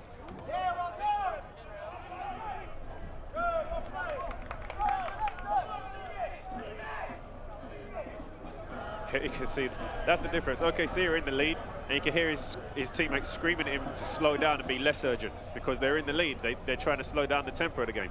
San Antonio are the ones who need to be more urgent, need to get the ball back into play quickly so they can try and get that equalizing goal. Isley lost it, and Pekka is fouled. Yeah, most certainly a foul. You see Isley grab Pekka around the neck. Haven't seen any cautions yet tonight. Although if the scoreline holds, don't hold your breath. Yeah, we haven't really seen that fierce intensity or any kind of battle. It's been kind of, you know, a cagey affair. Both teams kind of tentative in how they're playing, kind of cautious in how they pass the ball. We've seen, you know, the pace has been a big factor in this game. With Billy Forbes on one side and Omar Gordon on the other side, pace has been a factor in creating goal-scoring opportunities. But there's not really been any bad tackles or bad blood.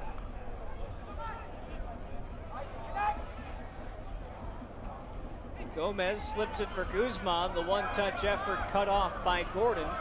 And here he comes with a head of steam. Stayed with Gordon until Green sent it sky high.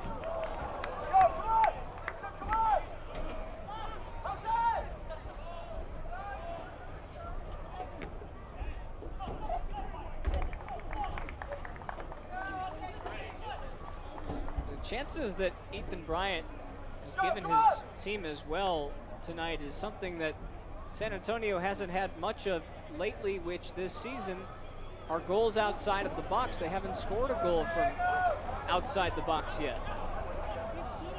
Here's a turnover.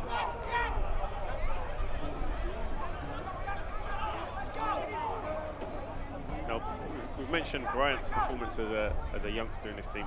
San Antonio also have Gallegos on the bench. You know, he's a 17-year-old who came into the last game, got himself on the score sheet. You know, how does it feel as a 17-year-old to come into a professional game and get yourselves onto the score sheet and win? You know, that's a feeling that I'm sure they're going to remember for a long time in their careers, that they go on to have long careers. You know, the earlier the better for them. Both of them at 17 years old. It's fantastic work that the academy at San Antonio are doing to be able to produce players who can have an impact on their senior team at such a young age. Here comes Bryant. Lays it off for Forbes. Forbes one time into the box, too far. Intended for Guzman. Well, Gallegos is one of those guys waiting, and at what point now, 2/3 of the way through this game, do you look to put your first sub in? I think, you know, coming up to 63 minutes, you start to notice tired legs. You start to notice players dropping off their intensity, and this is when you're going to need those substitutions to come into the game and have an impact. The difference in this game, if you're just joining us, a second penalty awarded to Oklahoma City, and after Matt Cardoni saved the first one from Deshaun Brown, Rafa Garcia put the second one away.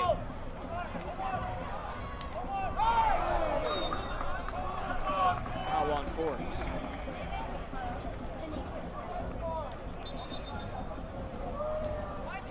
We will have our first substitution, and indeed, it's Jose Gallegos, and he comes on for Pekka, who got a good run in his first game back. Yeah, of course, and I don't think his substitution will be based on Pekka's performance. I think it'll be a case of, you know, last game he played 25 minutes. This game he's played 60 minutes. If you put him in for 90 minutes after being out for such a long time, he's likely to pick up an injury. So naturally, the coach is bedding him back in and gradually and allow him to gain his match fitness that way. But we know he's going to have a big impact on the team going into the last stage of the season. Gallegos was awarded a USL Player of the Week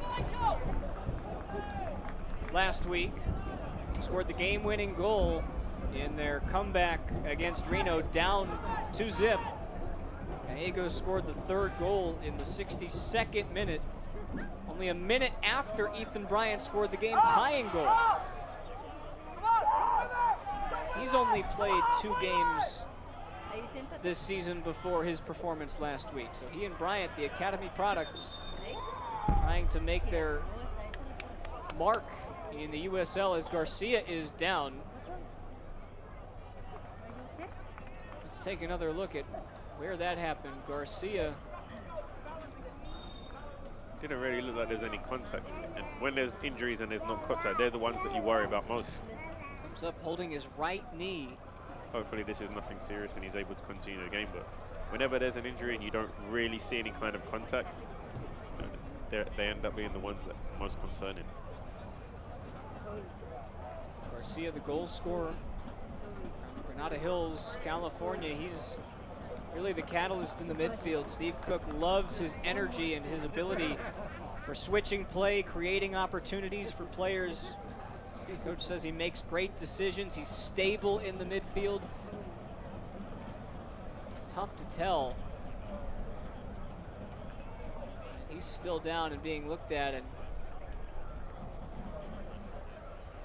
let's take another look at when he put this game into a chase game for San Antonio. Yeah, it sends Cardoni the wrong way. Just calmly slots the ball into the opposite corner. Coach Cook calls Garcia the consummate professional. And he's to his feet, which is a good sign.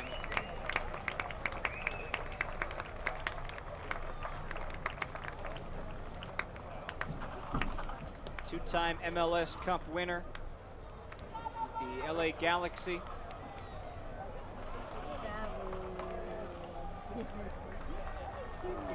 A little shower can't fix.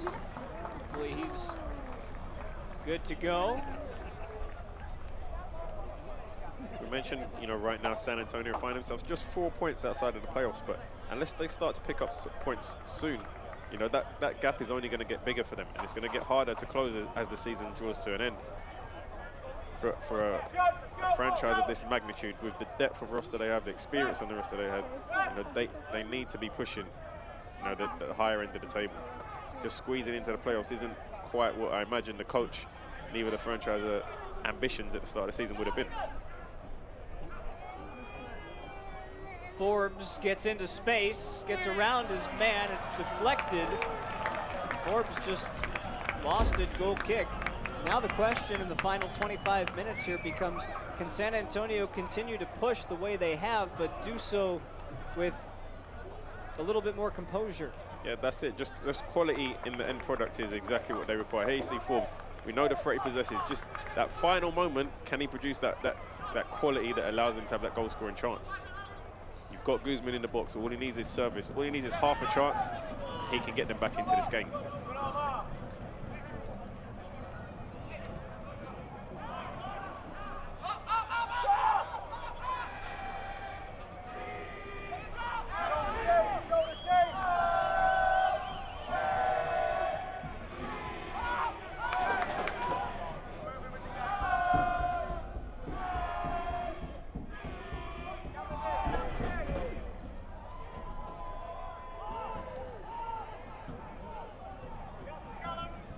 Closes down Cardoni. And here is Rafa Garcia back in. Yeah, good to see him back in. He looks to be moving okay, so hopefully he's able to shake off the injury. Gordon given space. Cross is deflected by Barmby, who had his back turned to the ball. Now Garcia with a technical feed through for Jonathan Brown, who can't control it and then goes tumbling over the byline. Yeah, that's a great ball there from Garcia. Clearly not suffering any repercussions from that injury. I think Brown just took the wrong option there instead of keeping his team possession, recircling the ball, he tried to take on the defender and run it out for a corner. But a beautiful pass there from Garcia.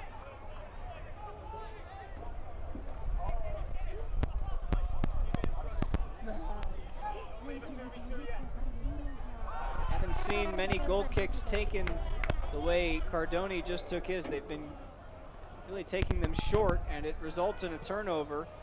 Cross deflected away by Akan, out for a throw. Yeah, and that opportunity there comes from Cardoni giving away possession from a badly taken goal kick. You know, he has to make a decision. Either he's playing short or he's playing quickly to his defenders, or he's got to get them up the field and play forward. Defont's cross deflected.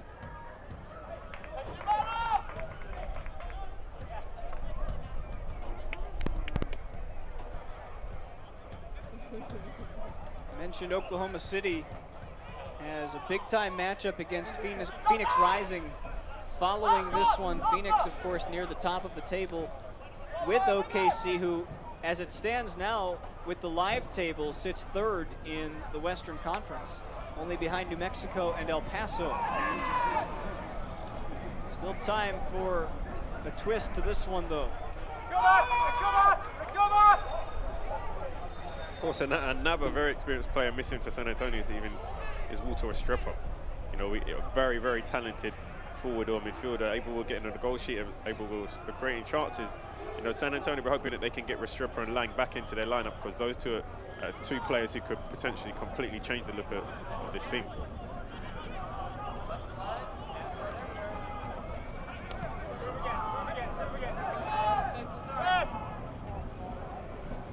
Gomez settles the long ball nicely.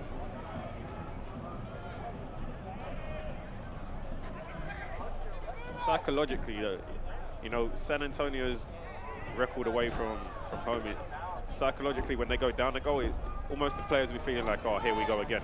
You know, until they're able to pick up that first win away from home and really build confidence from it, it's going to continue to have an impact on them, and they need to kind of, you know, knock that one out of the park sooner or later so they can continue to develop and build on their season. You'd have hoped they would have built on the performance they had in the second half last week and been able to kickstart that today, but hasn't quite happened for them as they would have liked. Oh, forget a win. Let's start with a point.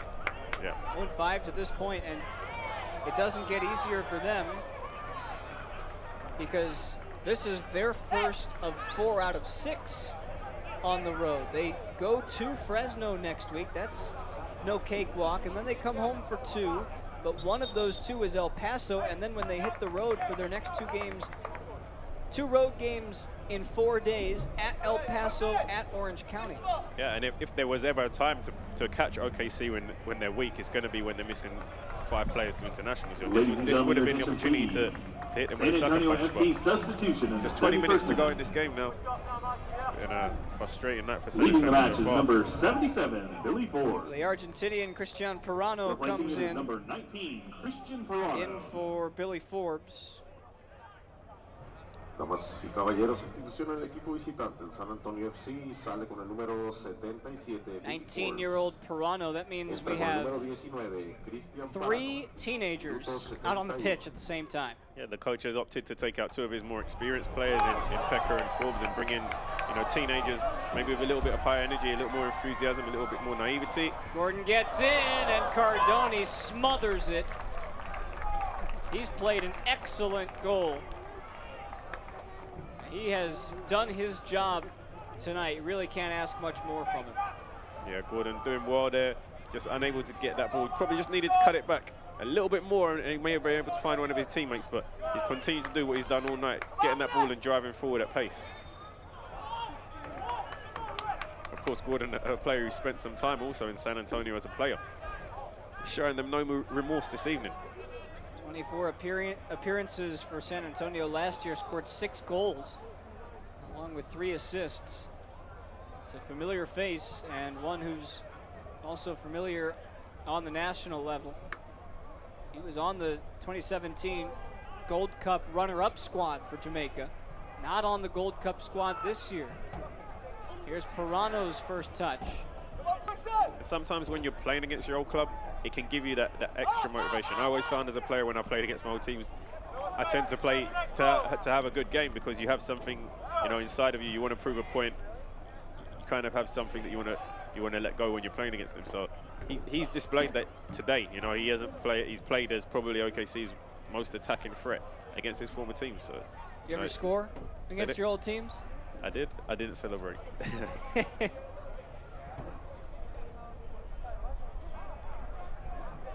That's always a hot topic of debate. You know, when you play against a former team and you score, do you celebrate?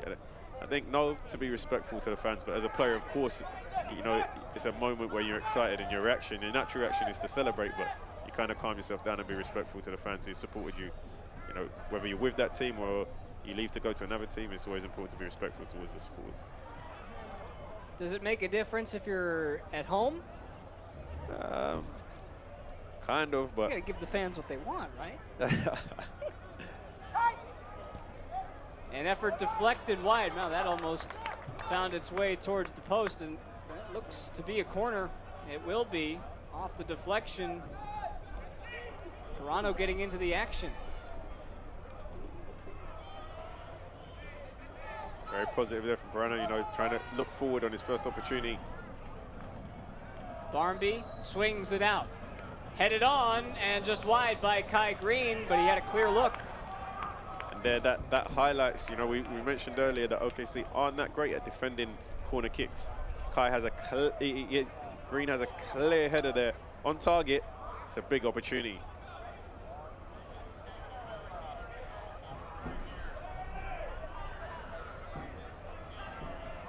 You can see in his frustration himself, he knows that was a fantastic opportunity to get his team back into this game and get himself onto the score sheet.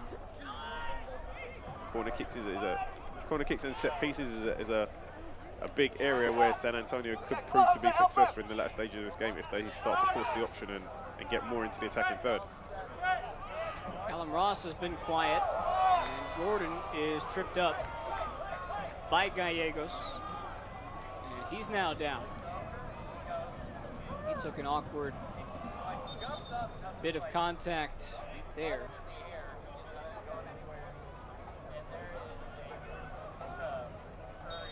Come down to the final 15 minutes of this one. Can Oklahoma City hold on to their 1-0 advantage?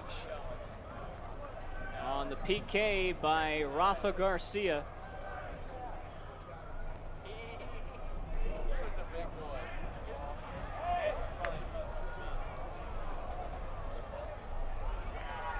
Garcia just finding difficulty finding Gordon with that pass. But OKC haven't really eased up since they got that goal to take the lead. They've continued to play in the same manner. San Antonio just giving away a corner here completely unnecessarily with some lax passing. Oklahoma City trying to win their first match since May the 25th. A 1-0 win over Colorado Springs. Since then, they've drawn with Los Dos, New Mexico, and Fresno.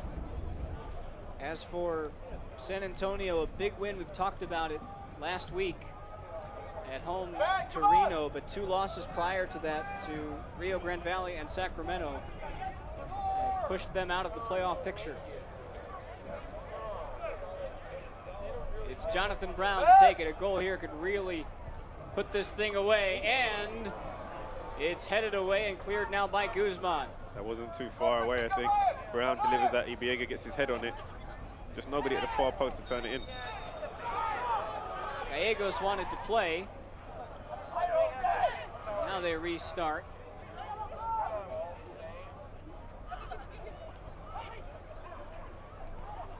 Playing very narrow. Gallegos gets around a defender. Here comes Jose Gallegos. Still Gallegos. Gallegos takes it on. It's deflected out for Bryant. Ethan Bryant's service wide. I think one of the positive things that you see in both Bryant and Gallegos, they're both very confident and positive. Sometimes young players can come into the games and they try to play a little bit too cautious, you know. They try to be safe with everything that they do. Neither of those players have played like that, you know. When they've got the ball and they've been in one-on-one situations, they've tried to take players on. When they've been in the final third and they're in a shooting opportunity, they've tried to have shots, you know. They make good decisions at the right time, and it's positive to see for these youngsters. Well, credit goes to Ethan Bryant and his performance tonight. His night is done. Bradford Jameson, the 4th, comes on. He's got 3 goals this season, so Jameson will try to salvage at least a point, at the very least, for San Antonio. We'll have our second substitution as well. Omar Gordon will come out. Okra Okat checks in. Gordon, of course, been one of the outstanding performers this evening for OKC. Interesting, when you take away an attacking threat like Gordon, sometimes that means that you end up defending more. Interesting to see if that how the game ends up panning out, and San Antonio end up, you know, taking that as a boost of confidence and end up pushing themselves more on the offensive now. because Gordon was for sure having the defenders worried. You know, they didn't want to push up too high because the speed that he possesses, knew that he could always expose them in behind. But now with him off the pitch, maybe it gives them the confidence to push forward a little more. Here is Okot. And the foul given against OKC. Quick restart. Jamison keeps it on his feet. Gallegos looking for room. All three substitutions now for San Antonio in on the action. Verano to Gallegos, now Jamison.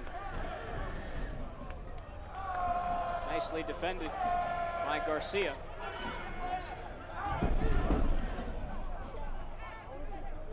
Verano squeaks through.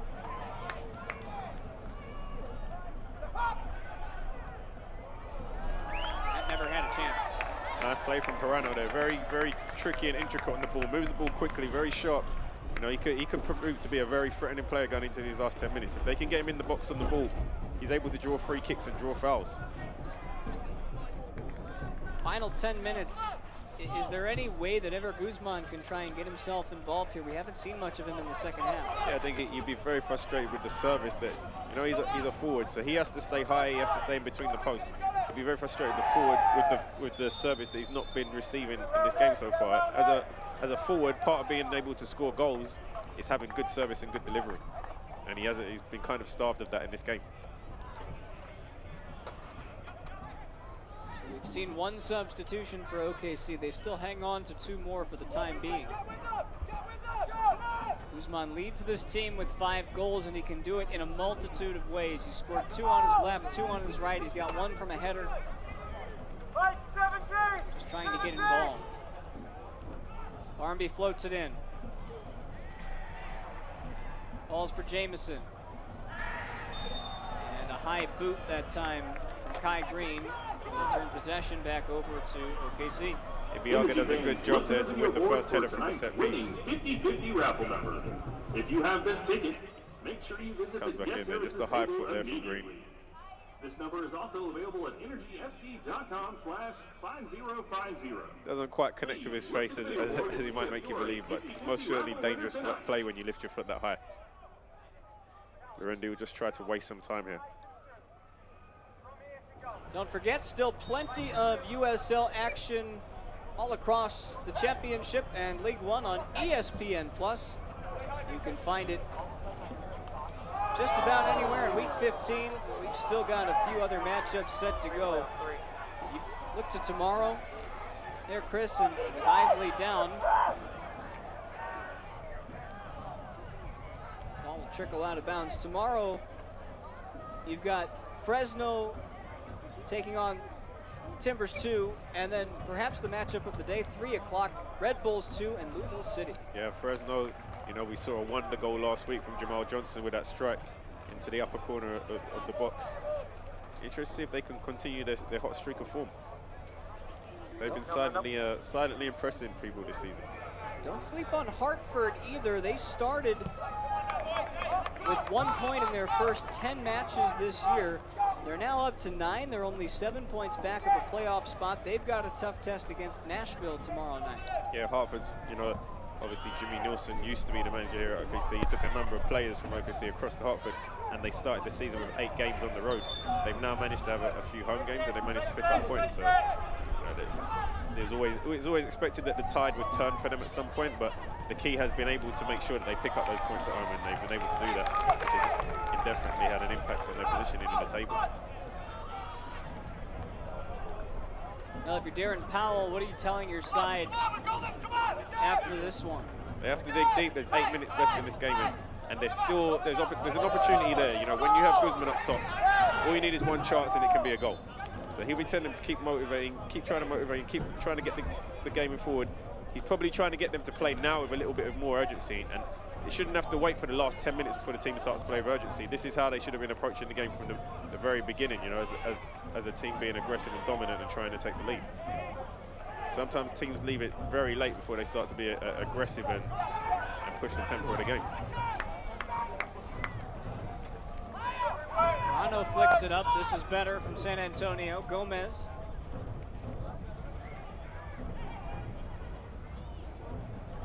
Christian Parano. Jamison back to Parano. Keeps it alive for a moment. And OKC clears. I like the impact Parano has had since he's come on. He's always trying to look forward, tries to play the ball between the lines, plays forward passes, plays quick, follows his pass. You know, he's capable of unlocking this defense and creating a goal scoring opportunity in his closing minutes. We've talked about Gallegos, who's also 17. Christian Parano, second youngest player on this roster, made his pro debut last year in the Argentinian First Division. Gallegos, who's held down and fouled. Maybe an opportunity to play the ball into the box for San Antonio. Gallegos and Paranos at this stage are probably the most active players on the pitch right now in terms of touches on the ball.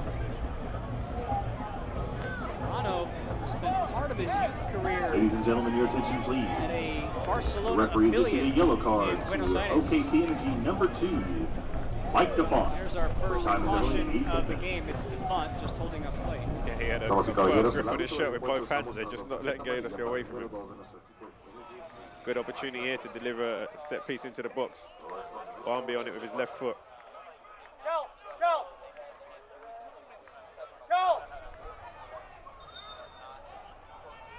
Barmby plays it in. He'll go for goal, and that's nowhere near. Yeah, I think he'd be doing extremely well to beat Lorendi from that distance. You're looking at maybe 40-odd yards out from goal. It'd have to be something pretty spectacular to find his way into the back of the net from that distance. He's not shy when it comes to taking shots. That one might have been a bit ambitious.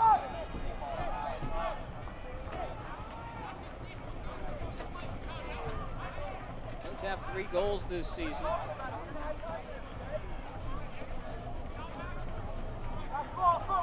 Assisted on last week's game-winning goal. He's a threat. Get his teammates involved as well.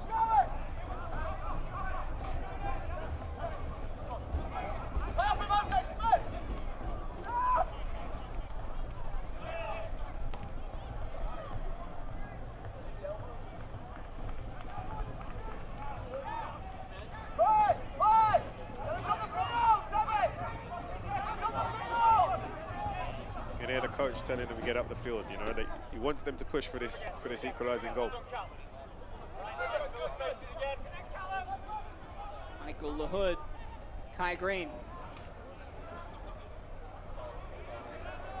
Here's Parano. Moving quickly, Gallegos. Floats it up top, Parano was in behind, it's dealt with by the back line. Parano keeps it alive. He shakes Isley. Now Barmby with a service in. Pushed away by Garcia. I think for a 19-year-old, there's a lot to be impressed with about Paranos. Gallegos will try one. That was wide. Never had a chance to come back. Well, they're pushing. They just haven't really been able to test Cody Lorendi in the second half. Yeah, he plays. Paranos plays with an intensity and urgency on the ball. You know, he gets the ball. He tries to make things happen at a high tempo, and I think that's what was missing earlier in this game for San Antonio. Everything was, you know, very slow, very passive, very kind of, you know, lethargic in the way that they were keeping possession of the ball and passing. Since Paranos comes, he plays forward with urgency, passion, intensity. You know, that's what you want to see. But he's also very, very good, delicate on the ball, intricate on the ball, good dribbling skills. You know, as I said, he doesn't look like a 19-year-old. He looks like a full-fledged adult out there.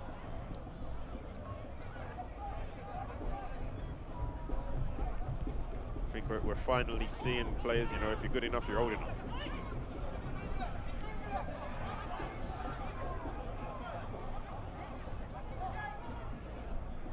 A win for OKC would push them to 24 points.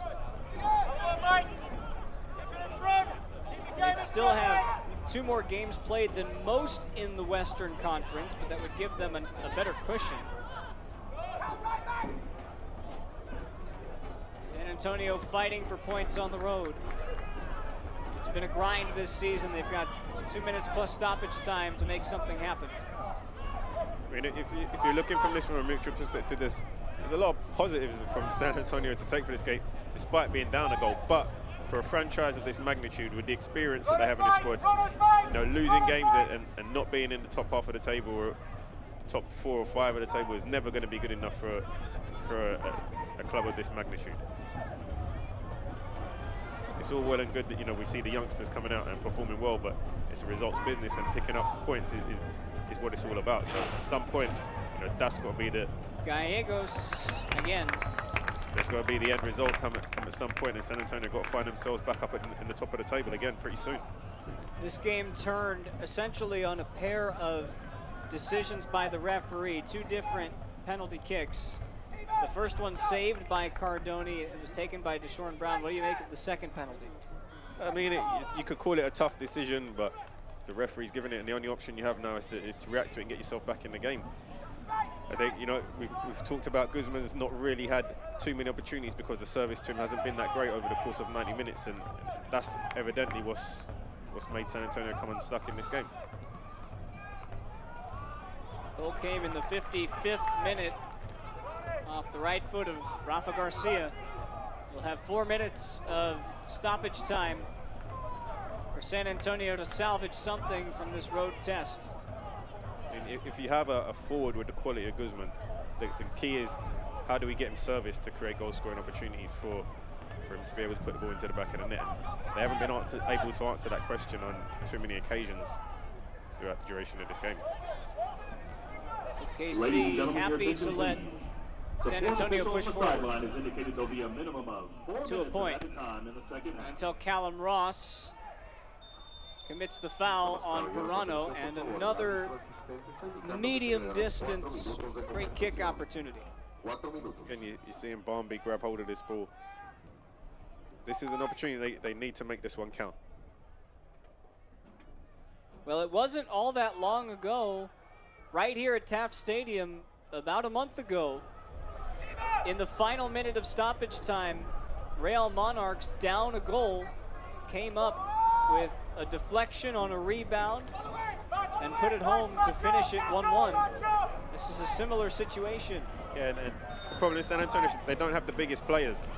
Barnby will try for goal again and find the back of the net. It's Jack Barnby.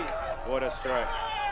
We mentioned earlier that, you know, that he was being a little bit over the top of the strike that he had earlier, but on this occasion he made no mistake, and we mentioned it had to be something spectacular to beat Lorendi from that distance, and he's done just that. San Antonio got themselves a point in this game when we thought they were leaving with nothing. And San Antonio has the opportunity to grab their first point on the road in 2019 thanks to this incredible strike from the Englishman. And it's a great strike. It's into the corner, it's into the side net, and there's very little Cody Lorendi tries his best to get to that, but sometimes you just have to applaud a moment of brilliance, and I think from Barnby on this occasion, that's a moment of brilliance there, and he's come up huge when his teams needed him to get themselves a point in this game. Now we're looking at possibly turning around and saying they've continued the momentum from last week. They've got themselves a point in this game. And again, you can't help but think that it's disappointment for OKC, despite the fact that they may end up with a point. We'll see. We've still got 2 minutes left in this one. I mean, the game is They'd following. rather have 3. The game is historically following the pattern of ties. You know, we've mentioned previously when these teams played, there's been 6 ties. Well, this, at the moment, with just 90 seconds remaining in extra time, could be the 7th tie between these two teams. 8 games in the regular season, a win for each side, 6 draws, and it looks like we may be headed for our 7th. What a turn in the final minutes.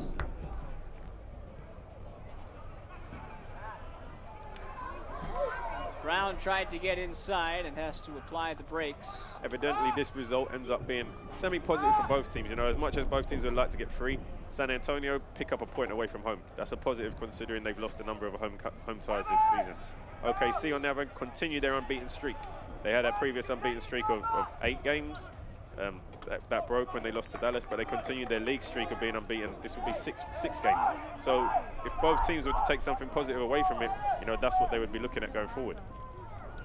Jack Barnby who started at Hull City as a member of the Youth Academy, signed as a 14-year-old with Manchester United. Wasn't able to make an appearance with the senior club in 6 years, but was a U21 Prem League champion. They have just handed San Antonio their first points on the road. Had some time with Leicester City before they were promoted to the top flight. The son of the great Nick Barmby. Played for the likes of Tottenham, Everton, Liverpool, Middlesbrough. One last gasp for OKC. Put down in the box, and Cardone falls on it, and that should take us to the final whistle. Barmby with an audacious effort. You know, you have to have some level of confidence in you to even go to goal from that distance against Cody Larindi in goal. You know, you have to have an immense level of self-belief, and he's come up absolutely huge for his team tonight. There's the final whistle. Off the foot of Jack Barmby, San Antonio FC pick up their first point on the road in 2019. They do it with a 1-1 draw at Taft Stadium, and OKC can't help but leave this game disappointed as they had 3 points in hand. 2 of them were taken away by the left foot of the Englishman Barmby. I think San Antonio played fairly well this evening. You know, I think what they're doing with the youngsters, 2 17-year-olds and 19-year-olds, giving exposure to those kids is fantastic. But again, a club of this magnitude, they need to be up there at the top of the table. So they have to balance picking up those points and getting wins as well as developing these youngsters. But Barmby's come up there at the end of the game with a fantastic strike that's got his team out of jail. He's got them a point of the road and stopped the rock. When we come back, we'll wrap this thing up with highlights. Don't go anywhere. A 1-1 draw, an exciting one right here at Taft Stadium on ESPN+.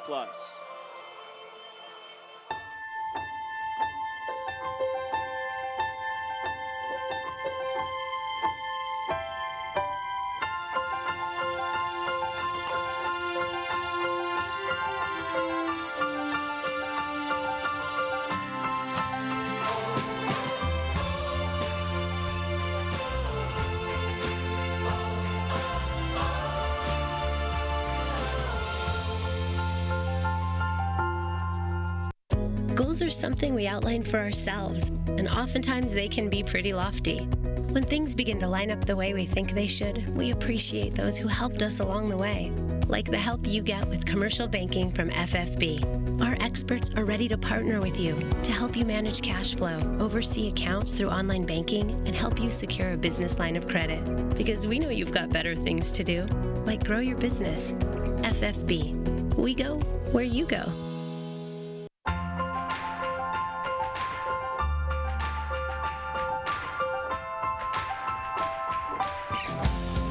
Mercy helps the energy get to the top of their game.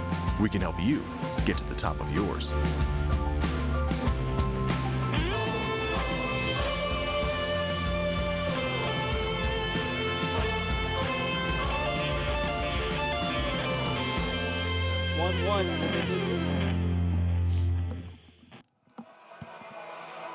We're back for the Dental Depot post-game show 1-1.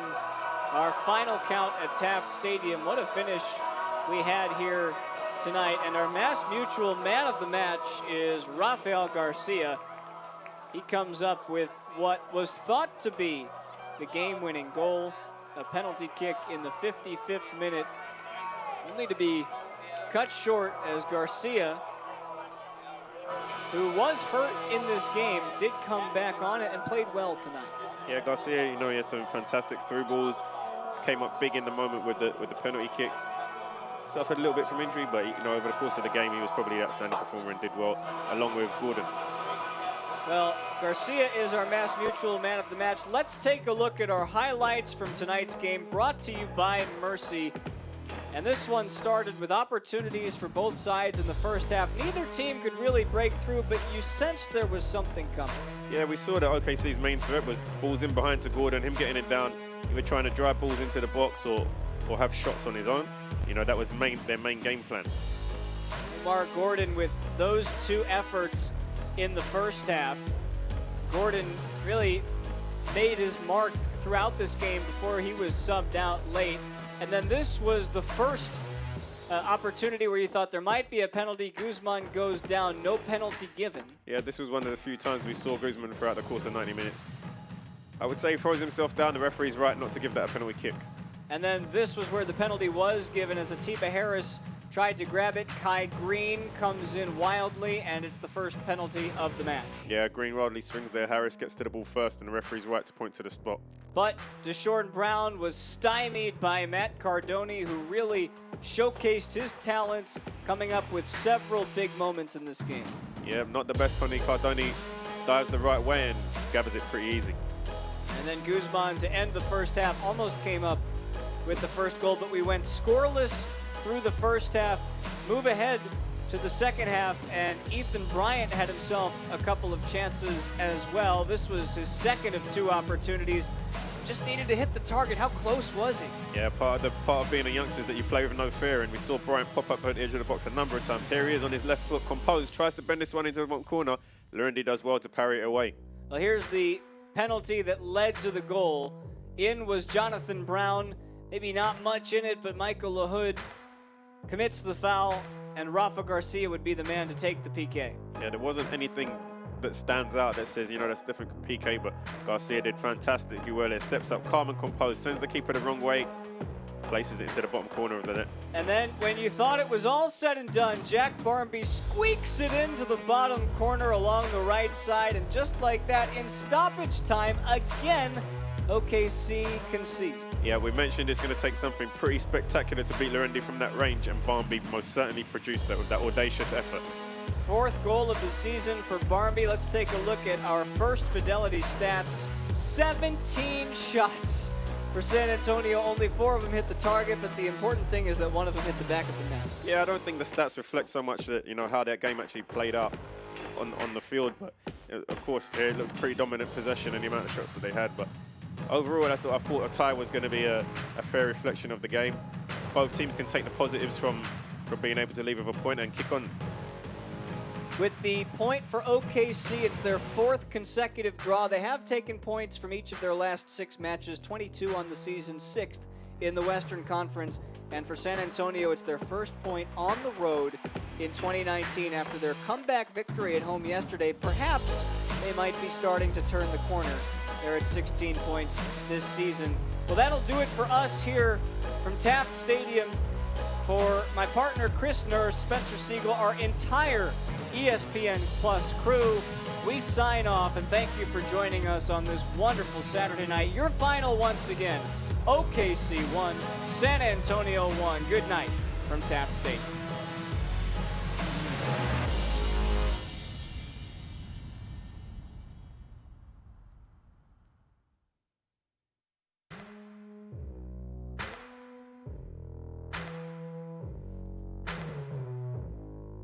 Telecast of the United Soccer League Championship cannot be retransmitted, rebroadcast, or reproduced without the expressed written consent of the United Soccer League Championship.